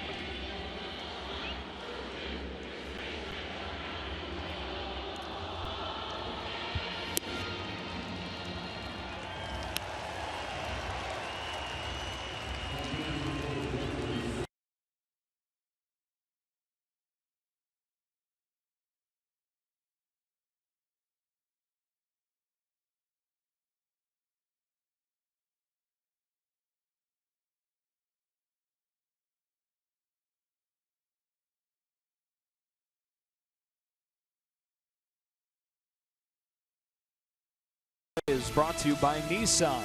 Choose Nissan today for great offers on our most exciting lineup ever. Shop online at choosenissan.com. Tied at 1 after the Jock Peterson solo home run against Marco Estrada. Now Chris Hatcher into the game, replacing Ross Stripling, who was fantastic today. Hatcher, who is the 8th inning man to begin the season, no longer in that role, but pitching in an important spot here and trying to get some of that confidence back. Well, they're going to keep giving him the ball. He's got great potential to be the 18th inning guy. This is his 15th appearance, and that leads the club. Jose Bautista takes ball 1.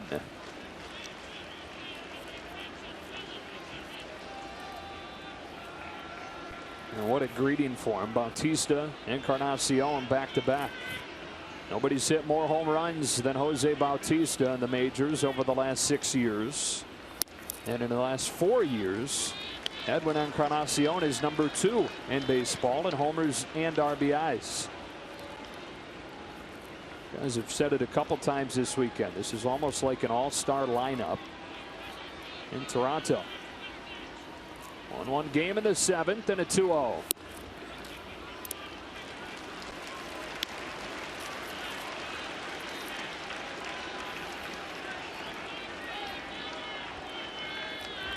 He's green lighted, I'll guarantee it.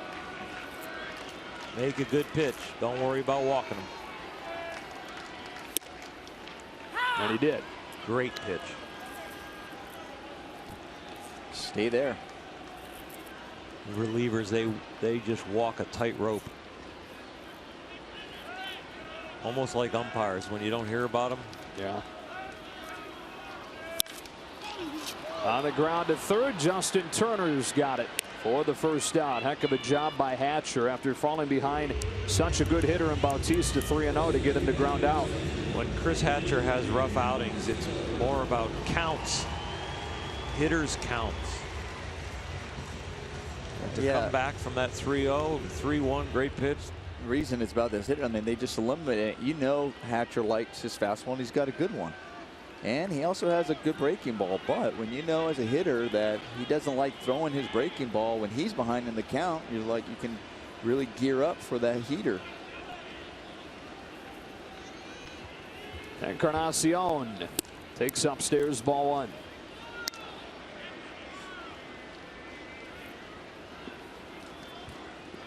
First Mother's Day for Chris's wife, Jenny.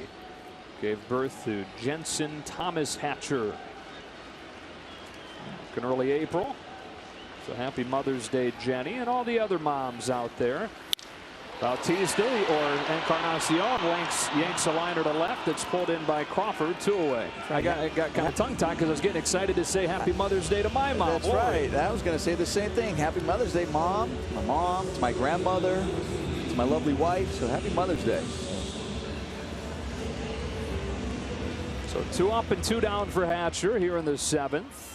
You guys must have had great moms because you both turned out really well. Oh, you're a nice guy, Oral. Thank you to your moms for putting you two next to me. You're the best, my friend. Smoke is K'd both times today and takes ball 1.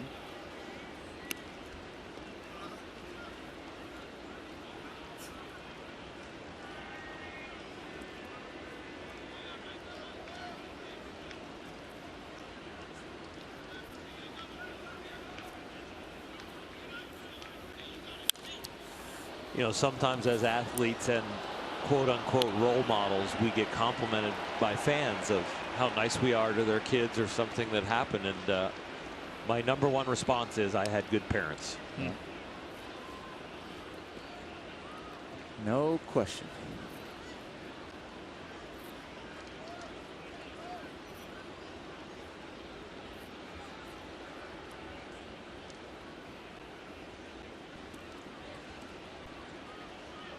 My mom listens to just about every game. That's a lot of baseball.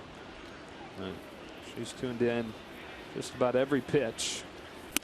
2-1 on Smoke. She said, I haven't told you this, Nomar. She'll love that I'm sharing this with you. But our first spring training game together, she said, the first time I heard Nomar talk, I thought, oh my gosh, that is like the most pleasant voice I have ever heard. I'm sure there's a bunch of fans going, are you? No, she's wrong.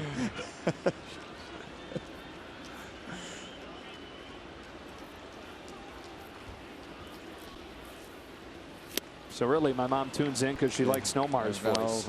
I'm sure. I'll be over here if you need me. Mom. She likes your voice too, Oral.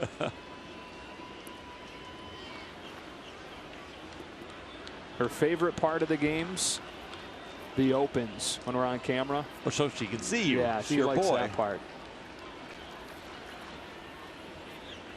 Hatcher trying to work a 1-2-3 inning. But a base hit for Justin Smoke.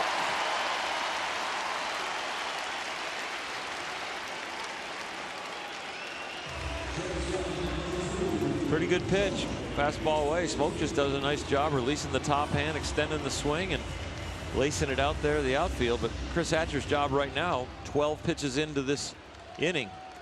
Nothing spirals out of control. Get right back in there. Get ahead of the hitter. Troy Tulowitzki has not been the same guy so far this year. He's 0 for 2. You see the average. He has struggled ever since he came over in that deadline deal last year. Go ahead, run aboard for the Blue Jays in the 7th. And strike 1 to Tulowitzki. He's been an all-star 5 times in the last 6 seasons. All with the Rockies. But hit only .239 after the trade last year. Missed more than a month with a cracked shoulder blade. And at .164 so far this year. 0-1. Ball 1.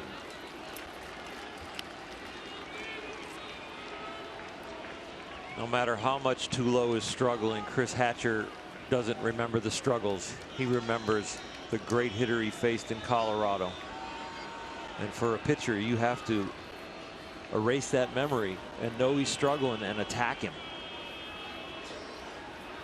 Grandal setting away for this 1-1. Left it over the plate and got away with it. Well, that's where you know he's struggling. Tulowitzki usually crushes that mistake right there. Once again, looking for the ball in the outer half. You see how Yasmani had to reach for that going on the inner half. And as a hitter, that's what frustrates you. That's what tells you you're struggling. It's not usually you're always looking and people will show the highlights you're struggling. Maybe it's that third strike. It's that swing and a miss that's finishing off, or you're popping up the ball or whatever. They don't recognize, they don't look at the balls like this that foul off that you should have usually crushed. And you only get one of those, one or two in at bat in the big leagues.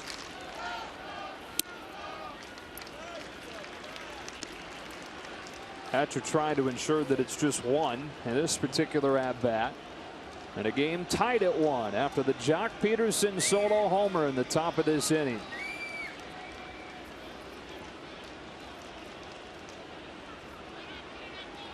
Must have been the sleeves. Here's a 2-2, and Tulowitzki leaves it up there. Count goes full, and so the go-ahead run in the form of Justin Smoak will be off and moving with his pitch. The outfield really deep, trying to do their best to keep the runner from first from scoring on a 2-out hit here from Tulowitzki.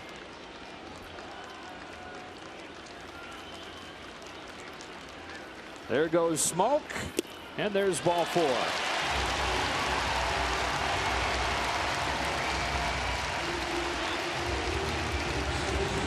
So now you got to deal with a guy that won the game with a home run in the 8th inning on Friday night, Kevin Pillar, and has been dialed in over the last month or so. He had a 3-run homer against Joe Blanton to break a 2-2 tie in the 8th. Went down and got what was a pretty good pitch from Blanton and just got it out of here. But even when we've got him out, he's barreled up a lot of balls. Hit the ball firmly, seems to be in time. Well, so far today, he's got that leadoff double back in the 3rd and was the only run for the Blue Jays. And then his next at bat, he had a line drive to center field. So he's seen it well and squaring it up. Talked about him in the beginning of the series being that free swinger, but he's a free swinger that doesn't miss a whole lot. A former 32nd round pick of the Blue Jays, and he's turned into their starting center fielder with a Gold Glove caliber outfield performance last year, and again so far this year. And that bat starting to heat up as well. 2 on, 2 out in a tie game in the 7th. Smoak the runner at second. Tulowitzki the runner at first. And Chris Hatcher delivers. Ball 1.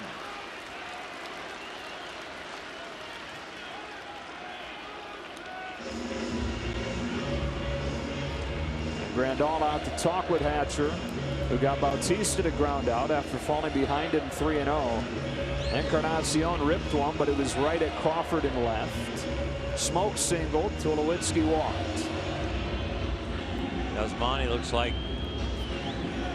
he got hurt a little bit of that as we see J.P. Howell down there get loose. Yeah, just needed a little time right there to shake off the pain.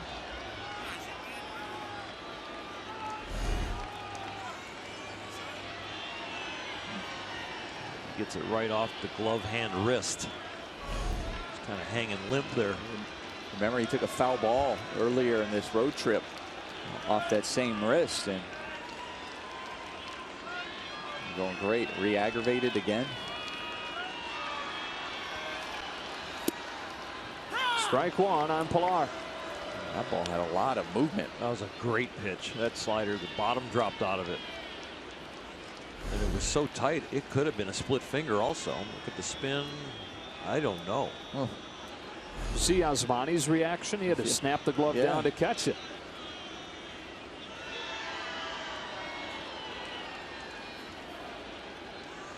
The 1-1 to Pillar. Base hit to right. That's Steve Thompson's arm. Never mind. And the Blue Jays take the lead in the 7th inning. Kevin Pillar has done it again, scoring Smoak. Trace Thompson, definitely. They weren't going to send him. They were holding him up because that ball got to Trace Thompson so quickly. He was in a good position to make a good throw, but the bobble out there cost them a run right here, and that's when they started to send Justin Smoak home. You see Justin Smoke right here. He's being held up by the third base coach. Stops.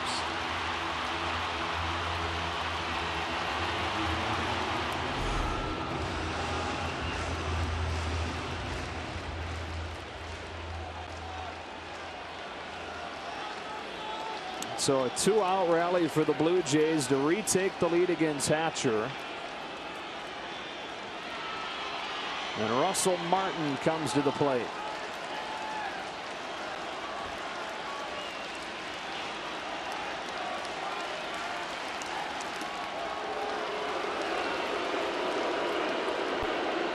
Tell you what, Kevin Pillar, he's fun to watch. He's an exciting player. What he does in center field, the way he handles the bat.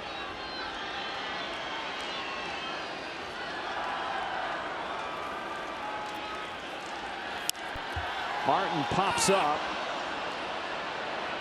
And it's Kendrick in foul ground and the inning. But the Blue Jays take the lead right back. A single, a walk, and another single, all with 2 outs against Chris Hatcher.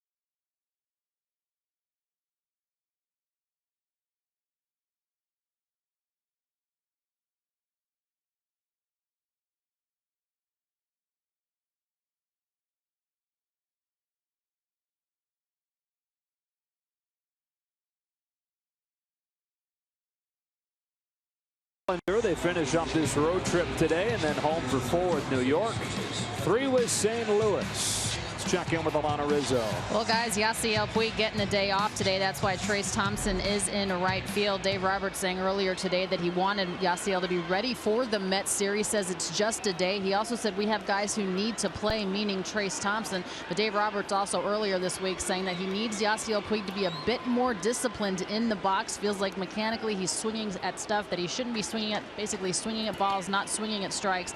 Doesn't necessarily have the patience that we saw from Yasiel just a couple of weeks ago. All right, Chase Utley leads off this inning against Drew Storen, who delivers ball 1. Storen is in, which means Estrada is out. Estrada goes 7 innings, allows the 1 run on just 3 hits. The lone run coming on Jock Peterson's homer. 1-1. Storen, you saw the numbers. This guy in his first season in Toronto has struggled mightily. It has not been pretty for him, and he hasn't had very good command. He's made a lot of mistakes up in the strike zone. It's a guy who's used to success. And Osuna already warming down in the Blue Jays bullpen. He's been one of the lone bright spots, and he has been a very nice bright spot. Perfect in save opportunities. He was unavailable on Friday night because of a strained groin. So Storen came out to try and save it and did, but struggled doing it.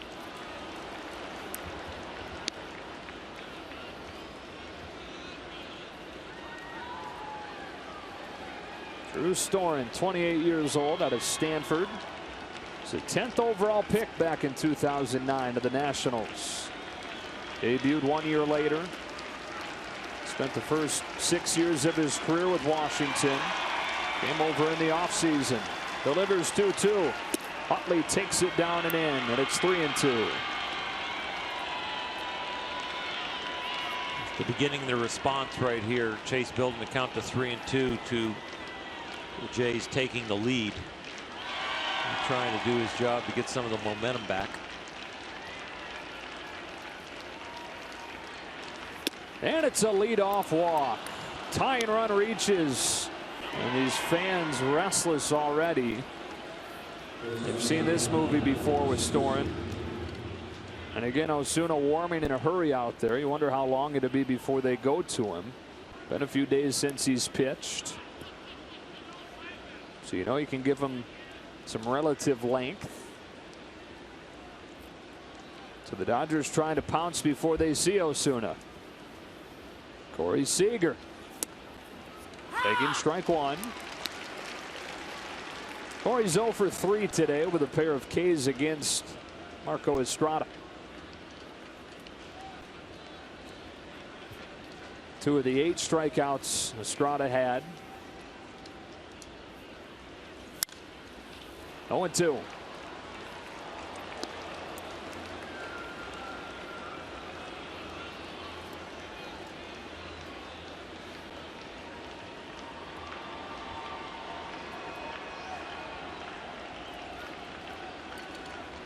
Looking at the Dodgers, this road trip, they've scored 8 runs in the 8th and 9th inning in the last 5 games.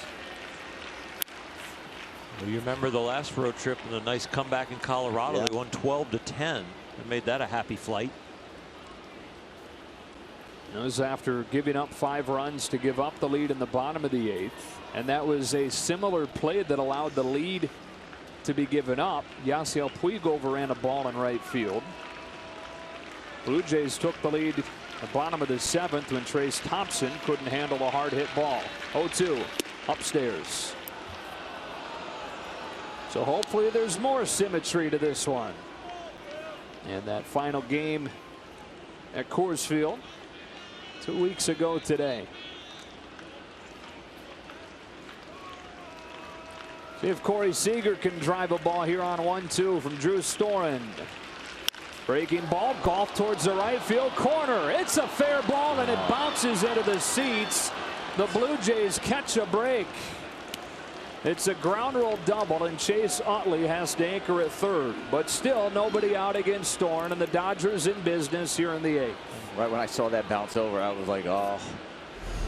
Because I think Chase Utley got a good jump off of first base and he was thinking, I'm scoring on this ball all the way. That ball right there is what the outfielders on the Dodgers have told me about in the lobby of the hotel and on the bus, that they were worried about line drives that off this turf bounce so high. They're afraid when they charge a line drive, it's going to bounce over their head. Corey Seager extracting a little redemption from the strikeout with a man on third in his last at bat. More of the same for Drew Storen. Justin Turner will come to the plate with a tying run at third. The go-ahead run at second against Roberto Osuna.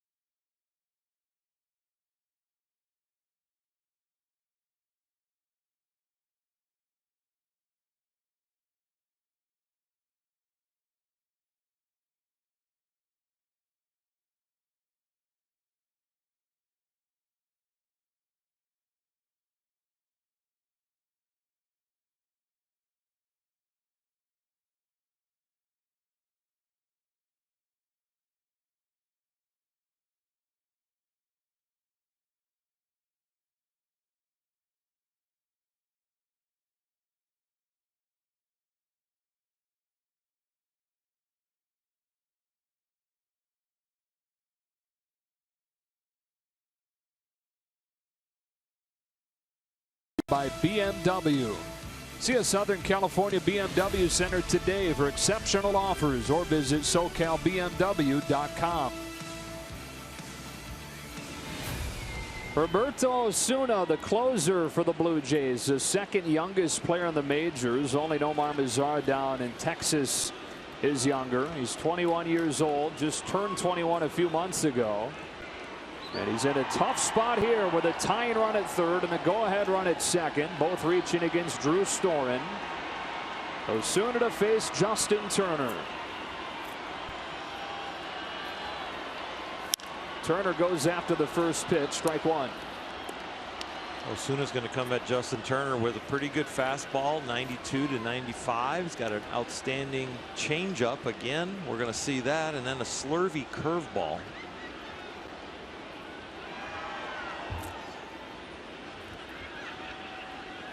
Infield playing halfway for the Blue Jays against Turner. It takes an outside corner strike.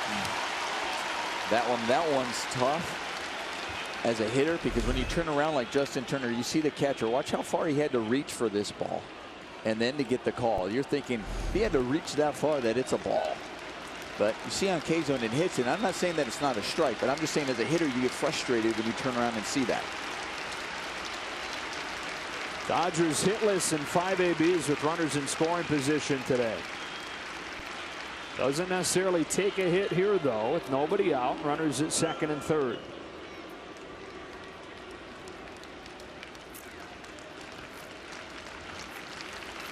Justin Turner fouls it off on a pitch that was riding up on his hands at 96. I don't know how Justin Turner fouled that one off. That's one of those that you usually swing and miss underneath there, the way that was riding in on him. Good job getting a piece of it. Can take the lead with 2 outs, but it's hard when you're starting from an 0-2 count.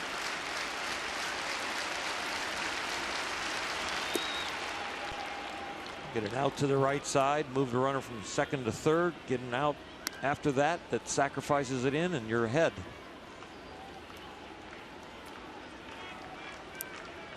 Dodgers right at 500 overall this season and on this road trip. 1-2 to Turner. Osuna strikes him out.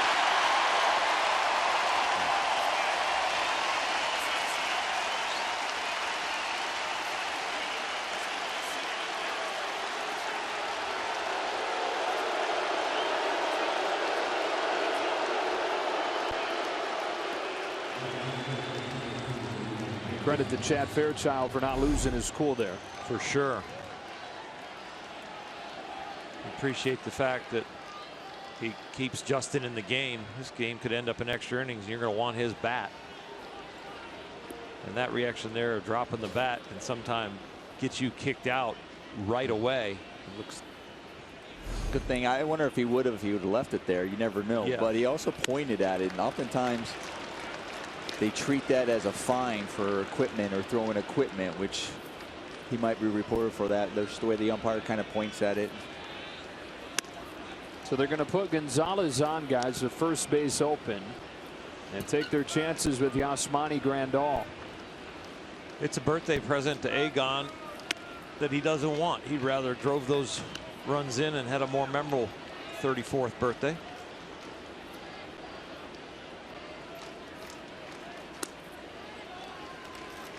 Well, we saw this move in the opener of this series backfire on the Dodgers, with Kevin Pillar following up an intentional walk to Justin Smoak with a game-winning 8th inning home run. See if the Dodgers can match him and make John Gibbons a scapegoat in the series finale. Hard to argue with walking Gonzalez, though, with the bases loaded. 1 out and a 1-run game. Grandal is 0 for 3. He is 1 for 10 on this trip, but he's off to a marvelous start this season. Ball 1.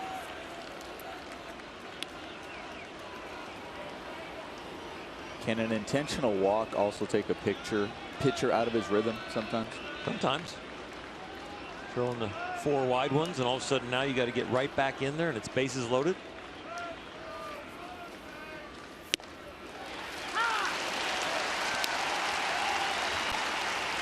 He found it. It didn't take long. Inning started with a walk from Chase Utley.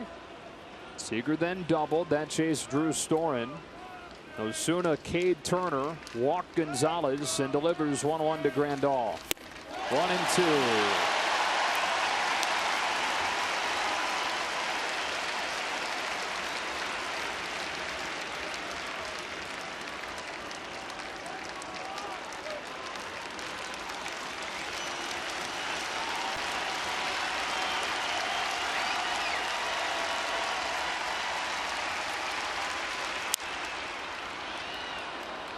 Grandal just trying to find a way to put it in play against Osuna, who has K'd 14 batters in 13 innings this season and walked only 2. In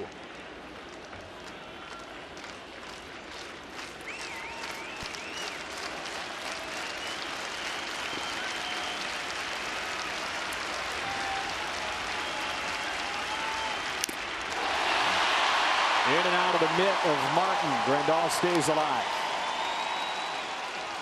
That's a good little piece right there. 95 now down to 82 with that changeup. Little tail on it. Just the cup of the bat. Just barely touches it. You're alive.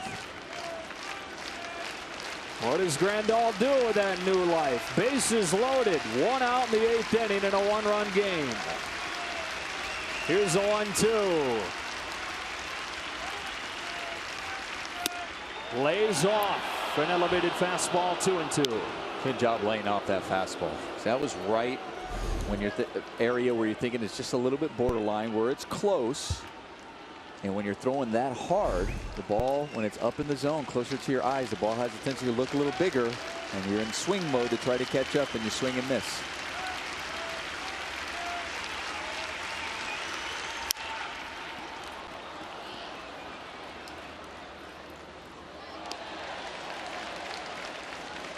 Starting to zone him in. A good foul tip, a good take, and then another good foul ball. He's fouled off 3 2-strike offerings. Utley at third, Seager at second, Gonzalez at first. And Russell Martin will go out there to have a quick word with Osuna.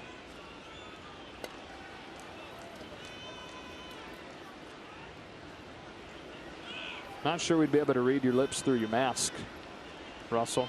Glove up to the mask. Doubly sure.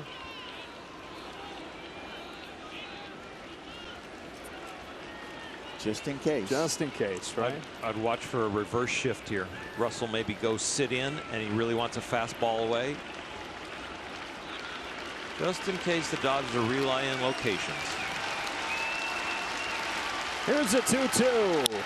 In the air to center. This will get the job done. Pillar's back to make the catch. From third comes Utley. And this game is tied at 2 on a sacrifice fly from Yasmani Grandal.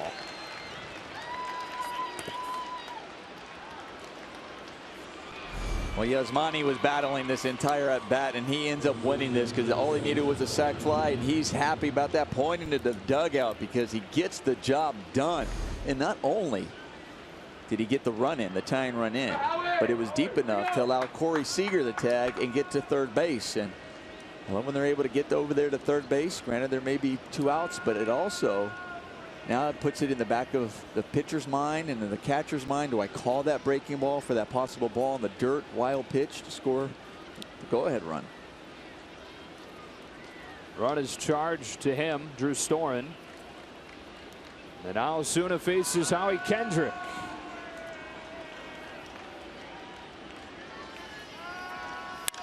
Who promptly puts the Dodgers in front with a base hit to right. Seager's in from third on a 2-out single from Howie Kendrick. And how about the response from the Dodgers, who now lead 3-2? We talked about it. They've scored 8 runs going into this game, the last 5 games in the 8th or 9th inning combined. And they come through again. We were talking about Howie looking better at the plate, the swing path, the approach, the timing. Perfectly executed base hit to right field. So after the Blue Jays retake the lead in the bottom of the 7th inning on a 2-out hit from Kevin Pillar, the Dodgers with 2 here in the 8th to jump in front for the first time today. And it's Howie Kendrick for the go-ahead base hit. Jock Peterson now in his last trip to the plate, which was just last inning. He tied it at 1 with a homer. Ball 1.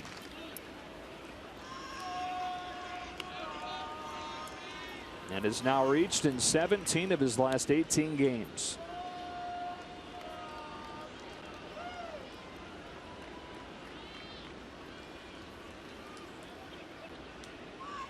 As soon as 1-0.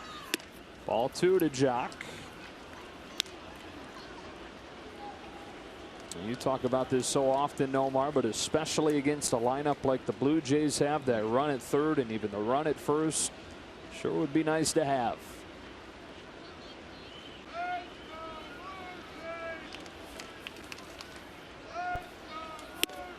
Three and 2-1, high strike. At this point, should probably wait a little longer. Looked like it should have been 3-0. As he called the strike, he had a extra long look into the Dodger dugout, where he's no doubt starting to hear a thing or two. Right after we complimented them on having such a good series. We've jinxed more than the no-hitter today.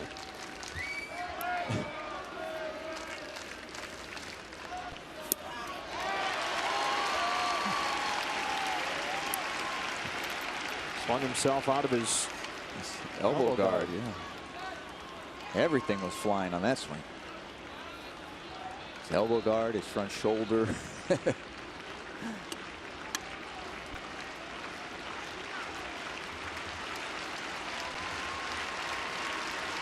Osuna trying to limit the damage. 2 in the bank to put the Dodgers in front for the first time in this series finale. They set outside and get Peterson with a fastball at 96. But the Dodgers take the lead on a base hit from Howie Kendrick onto the bottom of the 8th, 3-2.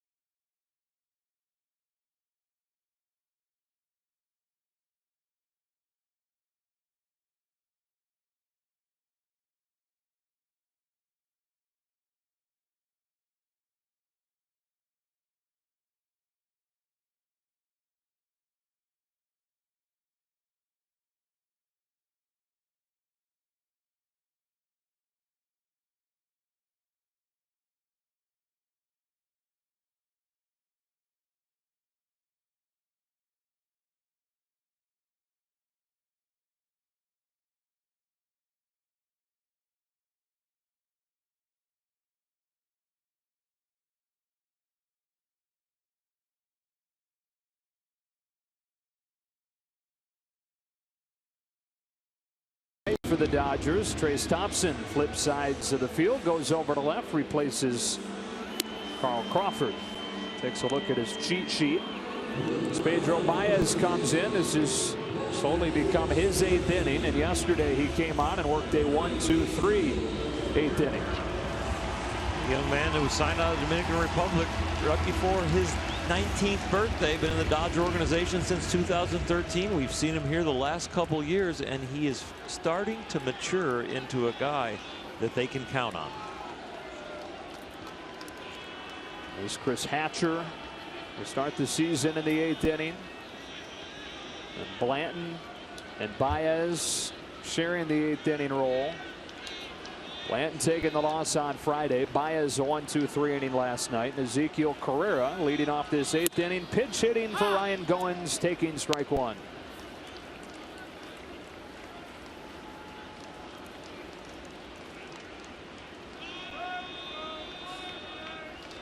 Dodgers will have to go through the heart of that Blue Jays order one more time to get the job done in this. And they're going to have to earn it. Baez starts out filling it up. Strike two. So important, that shutdown inning, and also come out of that bullpen throwing strikes. Your team's got some momentum, and you continue it by attacking. Grandal sets way outside and try to get him to chase. 1-2. 85-mile-an-hour two-seamer out there, just kind of completely changing the batter's eye. A total setup pitch for a high fastball in, I would think. Looks like a good call. He left it out over the plate, and Carrera fouled it off. He's got a little leaky right there. You leak with your front side as a power right-hander.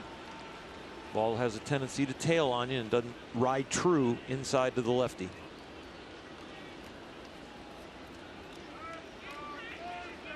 Saunders and Donaldson to follow in this 8th inning. The 8th inning prior to yesterday, where the Dodgers had an ERA above 7 on the season, down among the worst in the majors. Strike three to Carrera to begin the 8th. And Baez has retired all 4 that he's faced this weekend. This one has a little tail, but he starts it far enough inside and throws it right at the armpits there. It's the perfect pitch.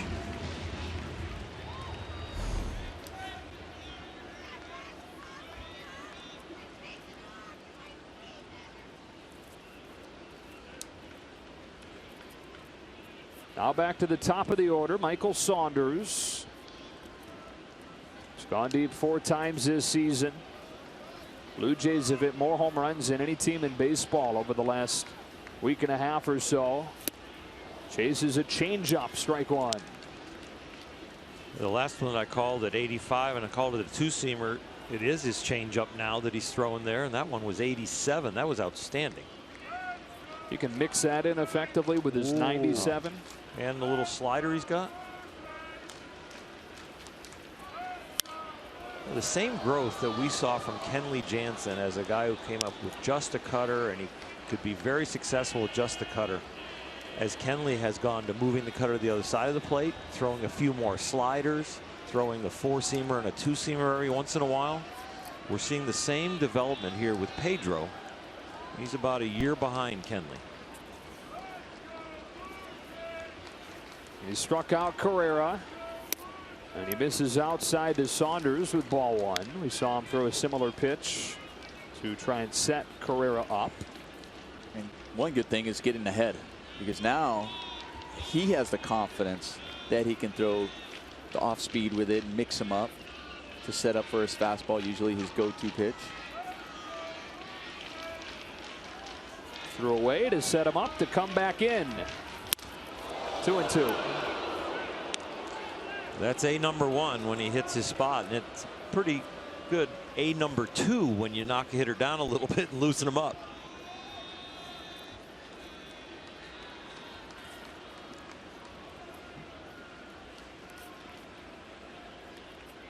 Kenley Jansen threw yesterday. It was a non-save situation. They had a 4-run lead.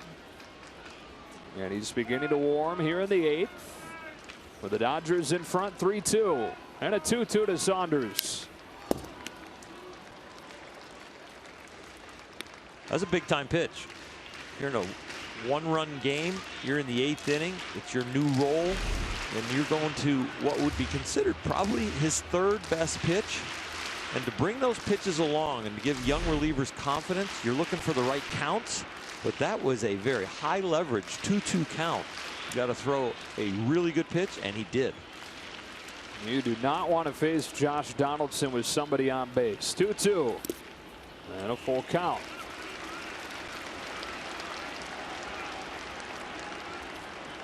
The guy's bringing a new pitch into the game, or it's his third best pitch. You can't expect it to be at a high ratio of strikes or great pitches, but good misses like that one keeps the ball back in your hand, and situation's the same. Reigning MVP waits on deck. Full count on Michael Saunders and a 3-2 lead in the 8th inning. Baez is ready. And a base hit to center.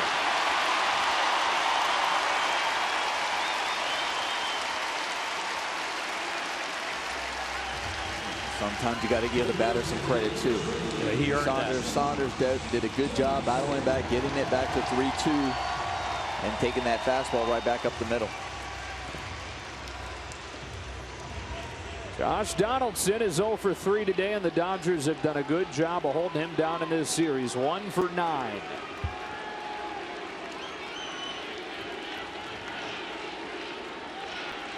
Number 2 in the American League with the 9 home runs. 50 long balls since the beginning of last season to lead the majors.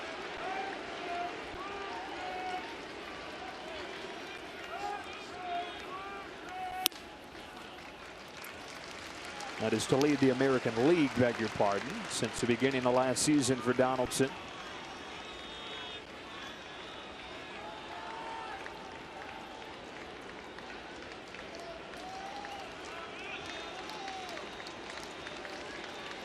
Pedro Baez in a high pressure spot here in the 8th.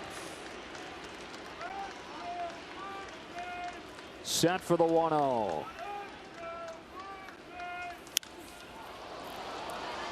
That one will get out of play. 1 ball, 1 strike.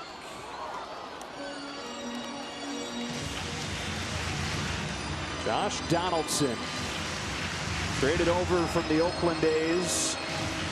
He was traded there from the Chicago Cubs, who drafted him out of Auburn as a catcher.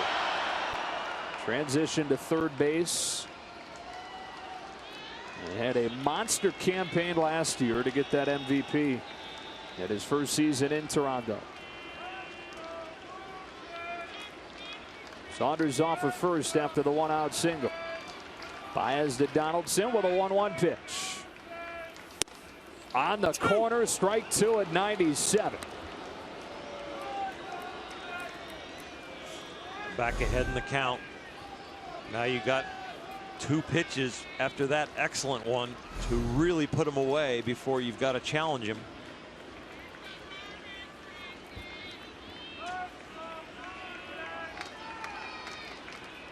Bautista due next.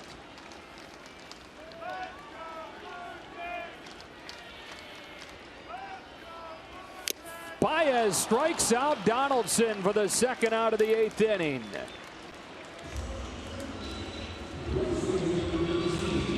Outstanding, amazing pitch right here to come back and dot that outside corner. A slider that was out there, and then fastballs that are out there. Yasmani wanted a little higher, but you don't need it higher when it's at that velocity.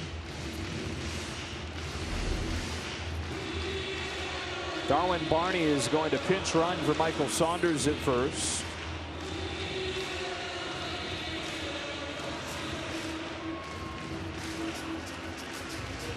And they are going to go to Kenley Jansen to face Jose Bautista and to attempt to get a 4-out save. Dodgers by 1 in the 8th. Pedro Baez, good work.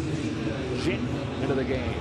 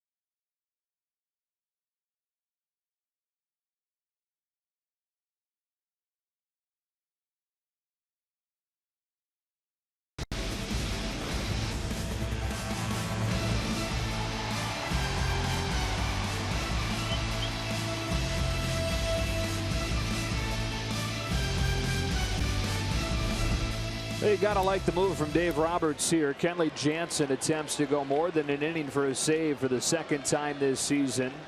Did it against Arizona on April 13th, went an inning and 2/3. Here he comes on to face Jose Bautista, representing the go-ahead run with a tying run at first and 2 gone.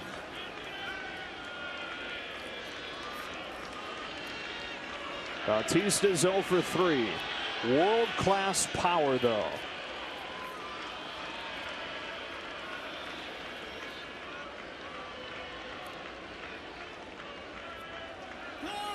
Kenley, a pause that lasts forever and draws time. It's part of Kenley's game that is growing also. He'll quick pitch hitters. He can't do that right now with a man on first, but when there's nobody on from the stretch, sometimes he'll just bounce as he goes through his delivery. And now Bautista playing the same cat and mouse game, stepping out of the box on him. 6 home runs this year. Ball 1 up high. Jansen faced 1 batter in Tampa Bay over the first 2 games of this road trip, and then pitched yesterday in an on-save situation. And so his first opportunity to get another save here on this road trip. 10 of them total. Went after a fastball that was above the letters, 1-1. Make no mistake, Jose Bautista isn't thinking about tying this game right here. He's thinking about putting them ahead. So he's going, okay, if there's a pitch that he thinks he can handle and he can hit a long way, he's gonna, and I think he's gonna do it with 2 strikes and still keep the same approach.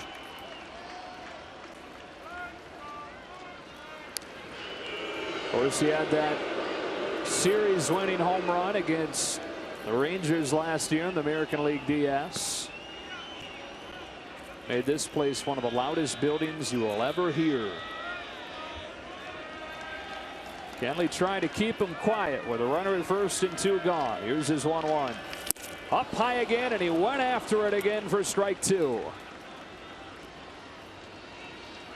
Great read by Kenley and Yasmani, seeing him attack the last fastball up. Well, if he's going to attack that, I have a lot of confidence that I can go back up there, and the worst thing he'll do is just foul it off.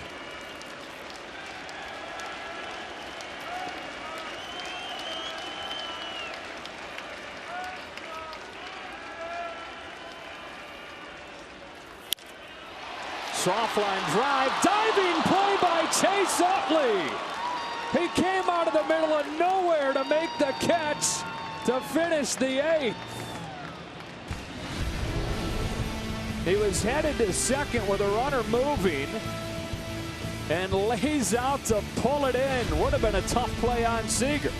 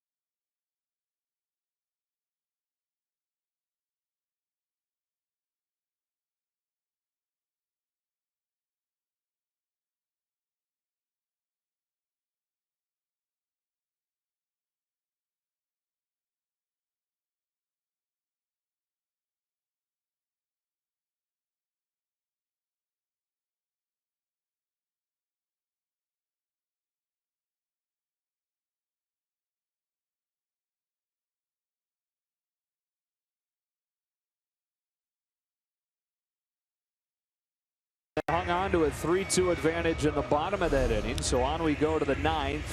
How about this play from Chase Utley? Laying out to make the play after he was headed to second to cover with the runner moving. Fully extended there to get to that soft liner. Hey, that was, especially with the way that ball was hit, kind of jammed him. You don't know what kind of funny spin that might have had, so that may not have been an easy play for Corey Seager. Jesse Chavez is on, replacing Roberto Osuna. He's the 4th pitcher of the day for the Blue Jays and faces Yasiel Puig, who hits a base hit into right on his first swing of the night, or the afternoon. It's always nighttime in here.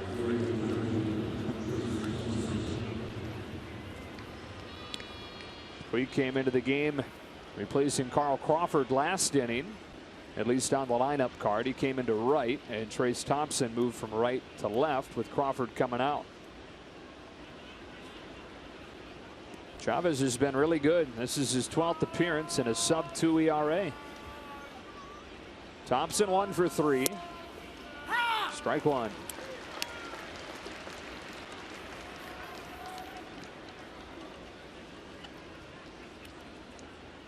Thompson's lone hit broke up Marco Estrada's no-hitter to lead off the 6th inning. It's an opposite field double.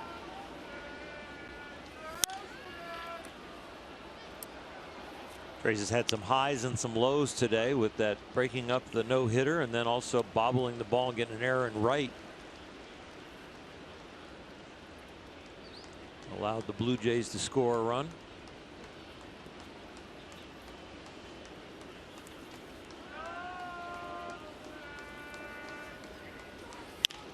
Breaking ball, could be 2. There's 1.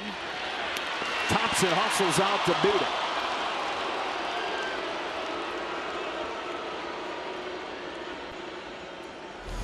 Thompson has the speed. I mean, I think the high bounce right there where the second baseman had to wait for it. Couldn't just charge that because it took a big bounce right off of his bat right in front of home plate. So he had to wait for the second big hop. And with that speed of Thompson and him hustling out of the box, keep out of the double play.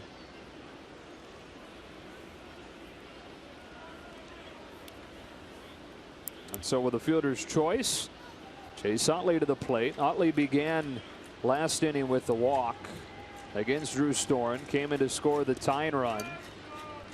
Corey Seager would follow with a double. Seager scored the go-ahead run on Howie Kendrick's base hit.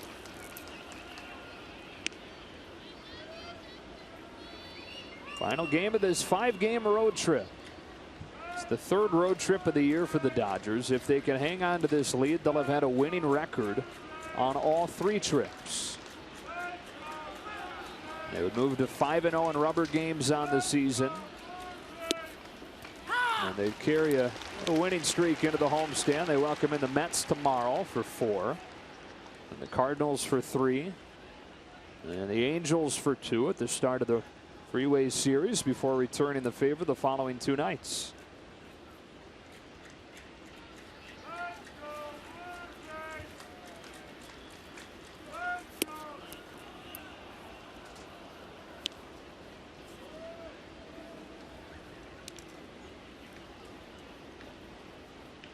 Never takes a moment off.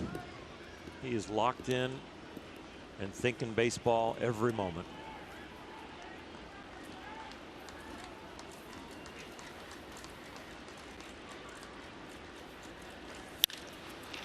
That's a base hit into center. Thompson holds on with Pilar's arm. And Chase Utley is now hit safely in 10 consecutive road games. 2 on and 1 out in the 9th. When we finish, it'll be back in the Sportsnet LA studios with Access Sportsnet Dodgers. Ed, Jerry, and John ready to take you through a review of this one. Of course, Alana Rizzo will be down in the clubhouse with reactions. Jesse Chavez will leave the game with 2 on and 1 out. Chad Gerardo comes in. Dodgers in front 3-2.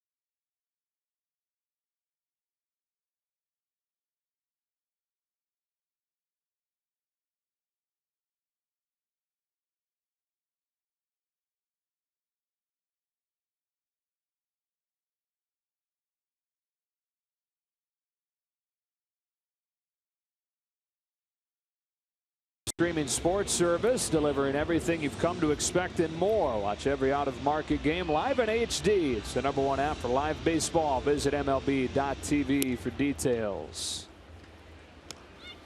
Chad Dorado, side-arming left-hander from Mississippi State, on to face Corey Seager. With the Dodgers in front, 3-2, ninth inning. Trying to add on some insurance to help Kenley Jansen's cause. He'll face the middle third of the Blue Jays order in the bottom of the ninth.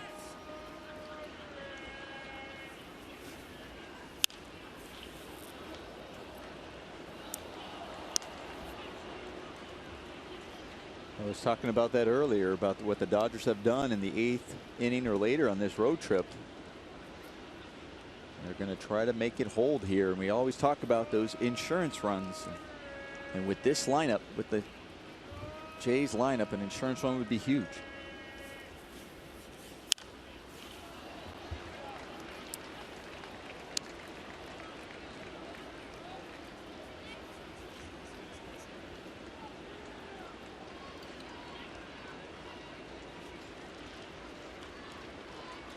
Corey had a big double in that 2-run rally last inning.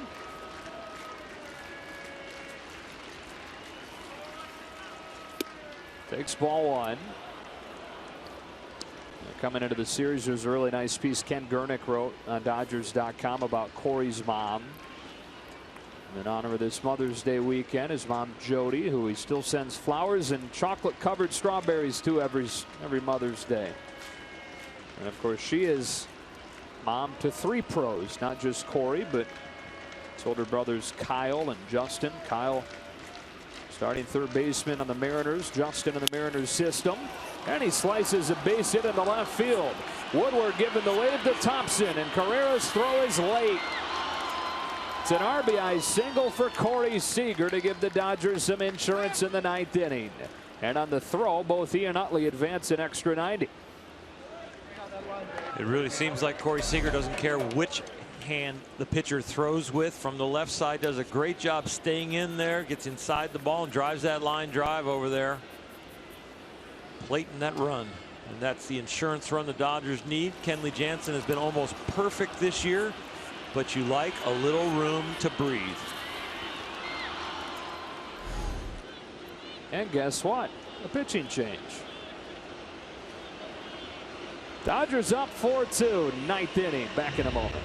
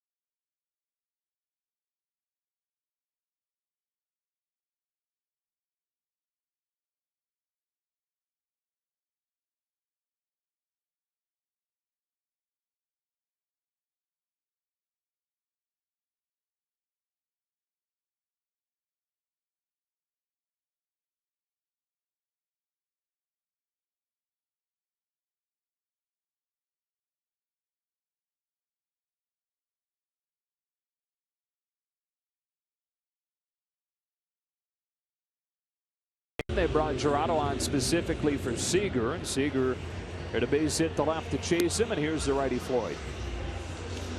It's time to pile on. Climbed back into this game, got back on top. Really looked like the Blue Jays, the way this game started and continued, that they were going to be the ones that are going to win it, but the Dodgers have some finish in them. And Corey Seager's base hit to left was part of that. Trace Thompson scampered home with that 4th run.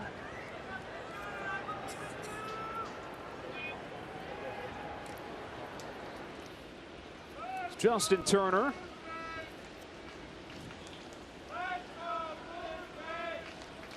Over 3 today with a walk and a strikeout. Nutley at third, Seager at second, and the infield pulled in for the Blue Jays on ball 1.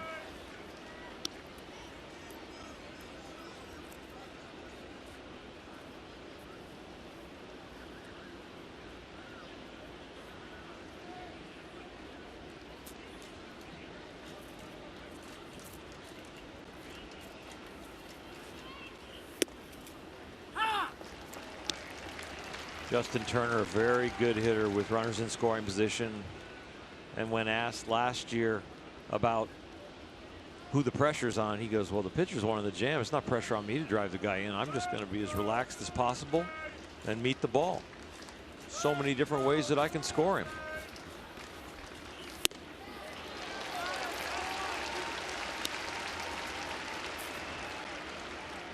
Very good attitude, and it's a very good thought for all the youngsters back home too.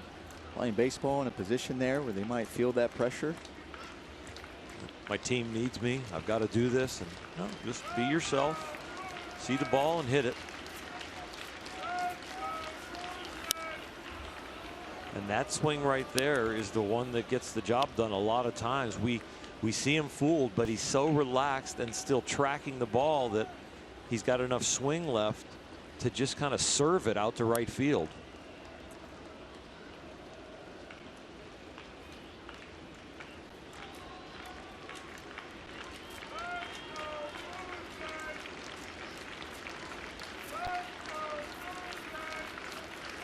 1-2 again to Turner.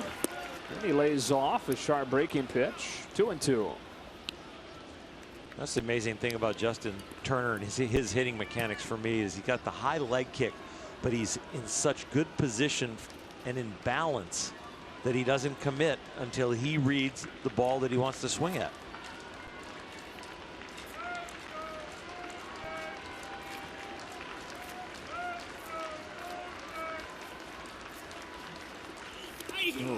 Comes up and gets him and loads the bases. That's the other thing about those hitting mechanics. It's really hard to get out of the way when you're standing on one leg like a flamingo.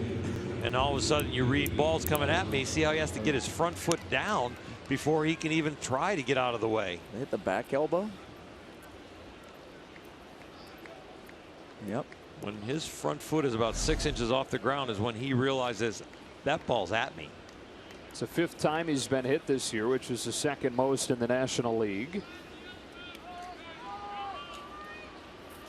Marte in Pittsburgh, Espinoza in Washington, the only guys with more.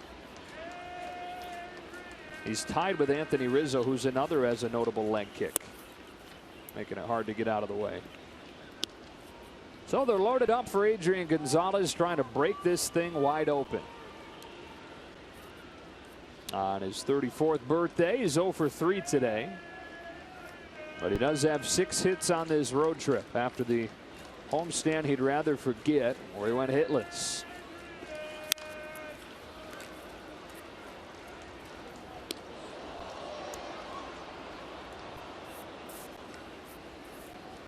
Did you guys hear or read that the salmon that he and Puig caught the other day, they had that cooked up for the team to have ready yesterday?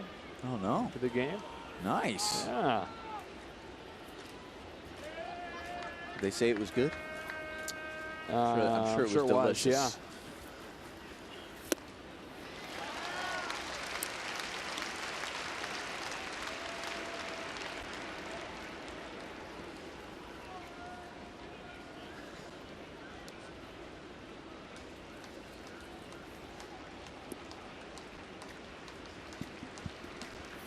One and two on Adrian Gonzalez with the bases loaded in the 9th inning. Dodgers have scored the last 3 runs to take this lead. Start of the day, a game out of first in the West behind the Giants. We'll play the finale with the Rockies in just a little bit, and then welcome in these Blue Jays for a 3-game set starting tomorrow in San Francisco. Giants trying to sweep the Rockies. Right now sit in 3rd. Arizona's down in 4th.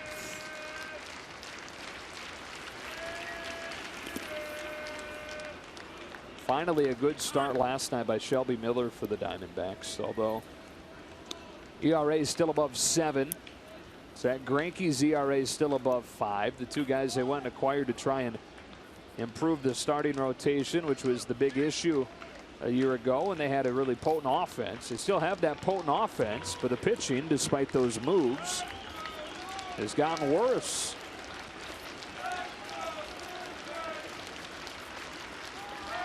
Two to Gonzalez.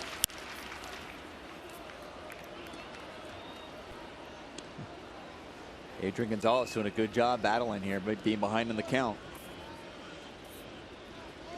See if he's able to do what he does best, just stay behind the ball, get one, and just kind of flare it out there. You would think that he's in block the ball to left field mode.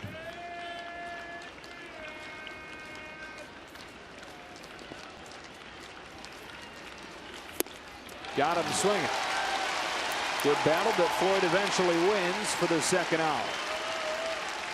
When you're in that protect and going to left field mode as a left-handed hitter, there is a little down and in hole that it's created with your swing. And they were going for the back foot slider on Adrian, and he just missed it because that ball in that place was a little bit hung, really. It was hittable.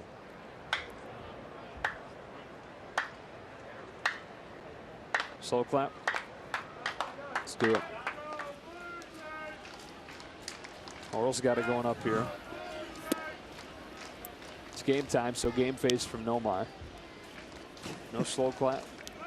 No. Grandal tied the game last inning with a sacrifice fly. Really had to work to get that job done against Osuna. They got 2 strikes on him, and then he fouled off several pitches before he drove that one to deep center.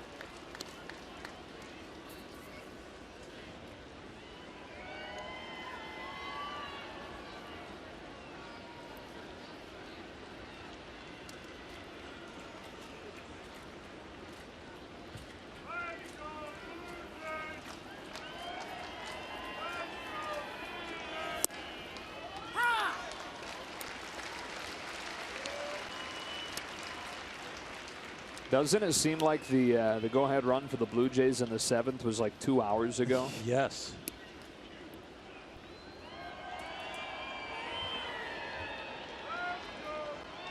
The flow of the game seemed to hit a wall. Wow.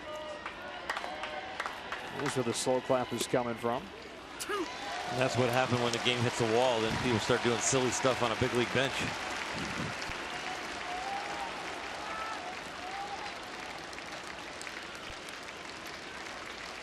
Floyd trying to keep it right here and give his team a chance in the bottom of the 9th. Then Encarnacion, Smoke, and Tulowitzki do up against Jansen. Got it. And so the Dodgers leave the bases loaded.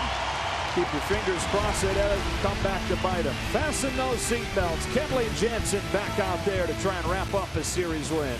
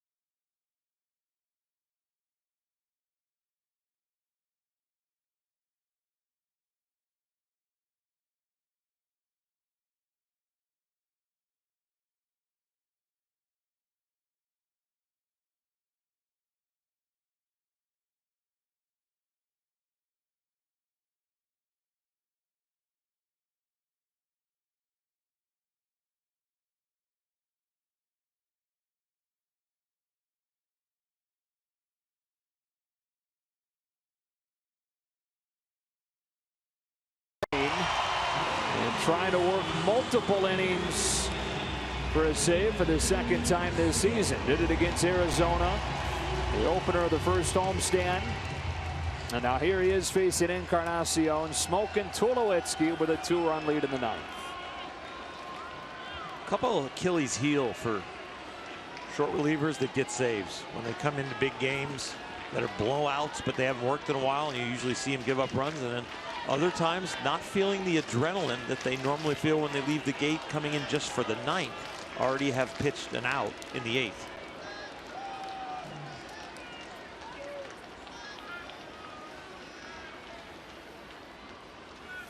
Well, it's a different rhythm for him as well. Not only did he get the out, but that was a long inning.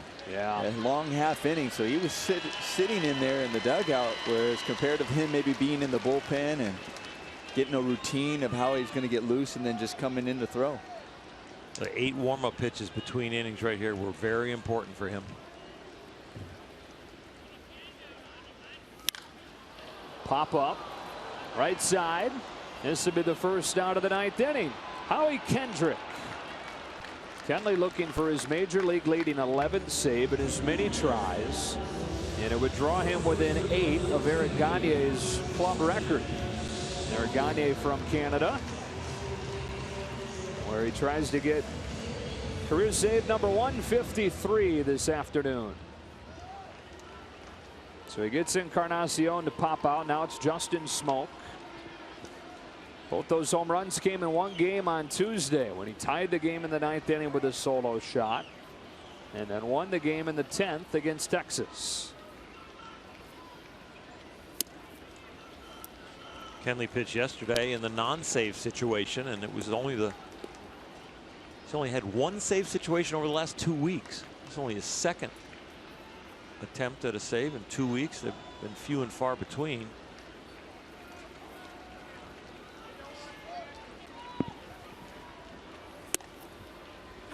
And the Dodgers have dropped 8 of 11 coming into this game, and so not many opportunities for him. The save chance in Tampa Bay was really untraditional, though, earlier on this series. Came on after Tampa Bay loaded the bases against somebody else. And it was a save situation by virtue of the tying run being in the on-deck circle.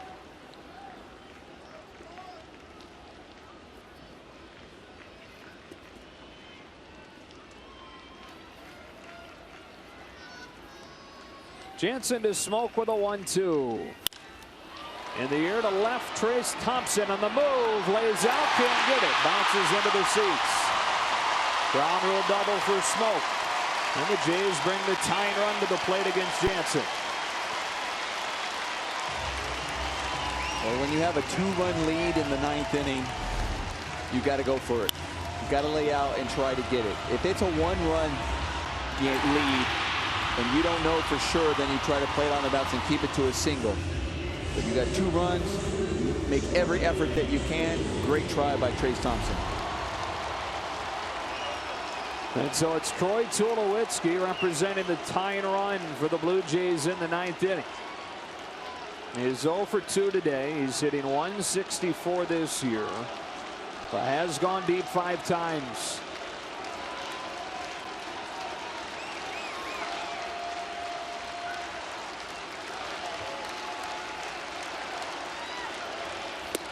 Strike 1.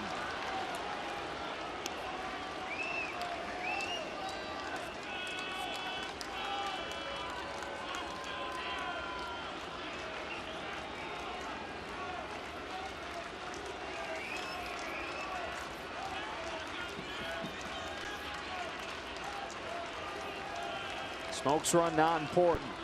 Man at the plate is everything for Jansen. And he delivers. Strike 2.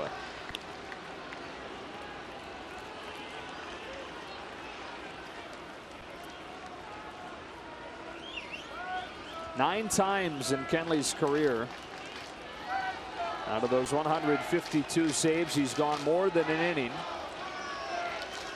Once this year against the Diamondbacks. Here's the 0-2.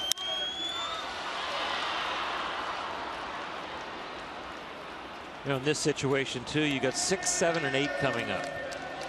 But 6 happens to be Troy Tulowitzki, and 7 happens to be Kevin Pillar, who's been the hottest hitter they've had in this series. And then you got Russell Martin, who is struggling but has a tendency to be clutch over the course of his career. So Kenley's got his work cut out for him, even with that 2-run pad. He doesn't have any adrenaline from sitting down. He better find it. Yeah. Well, it's there now. He was walking around the mound before the first pitch of this inning, kind of like a caged animal, trying to get his heartbeat up, get his adrenaline going. It's going now. Another 0-2 to Tulowitzki. Flipped in the air to right. Yasiel Puig is there, and that's the second out. So he gets Tulo, and the Dodgers an out away from winning this series and having yet another winning road trip. But it is Kevin Pillar, who grew up rooting for the Dodgers in Southern California and has owned them in this series. A game-winning 3-run home run on Friday night. A double on yesterday. He's got a double and a single today. And could tie it with one swing. And that's the conference out there. You got first base open. We're not walking him, but we're going to pitch this guy very tough. Russell Martin behind him, struggling. Hot bat in the batter's box.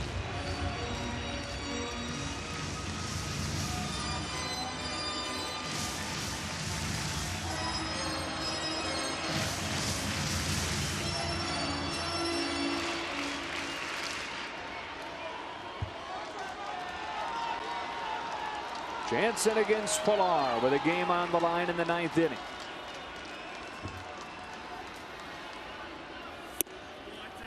Cutter just misses, ball 1.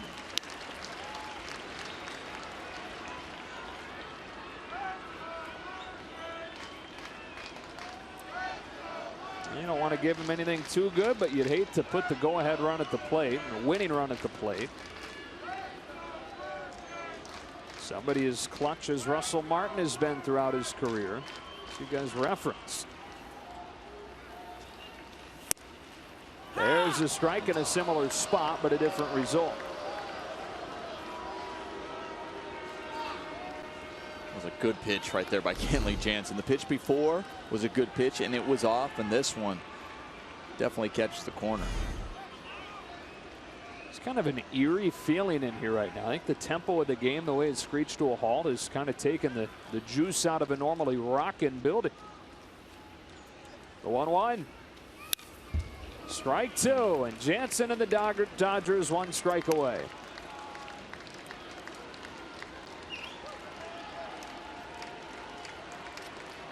After dropping the opener 5-2 on Friday with a 3-run homer in the 8th inning from the guy at the plate right now, they bounce back with a big performance from Kershaw yesterday to win 6-2.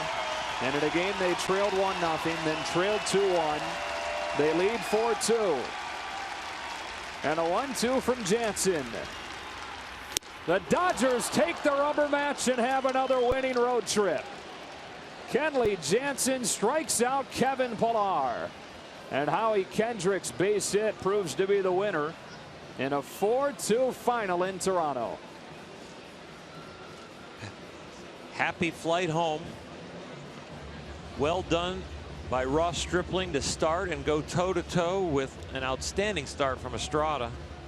Kenley Jansen finished it off when the Dodger offense came through. Very impressed the way the Dodgers come back in the late innings. 7th, 8th, and 9th, scoring their 4 runs, taking it to that bullpen over there in Toronto.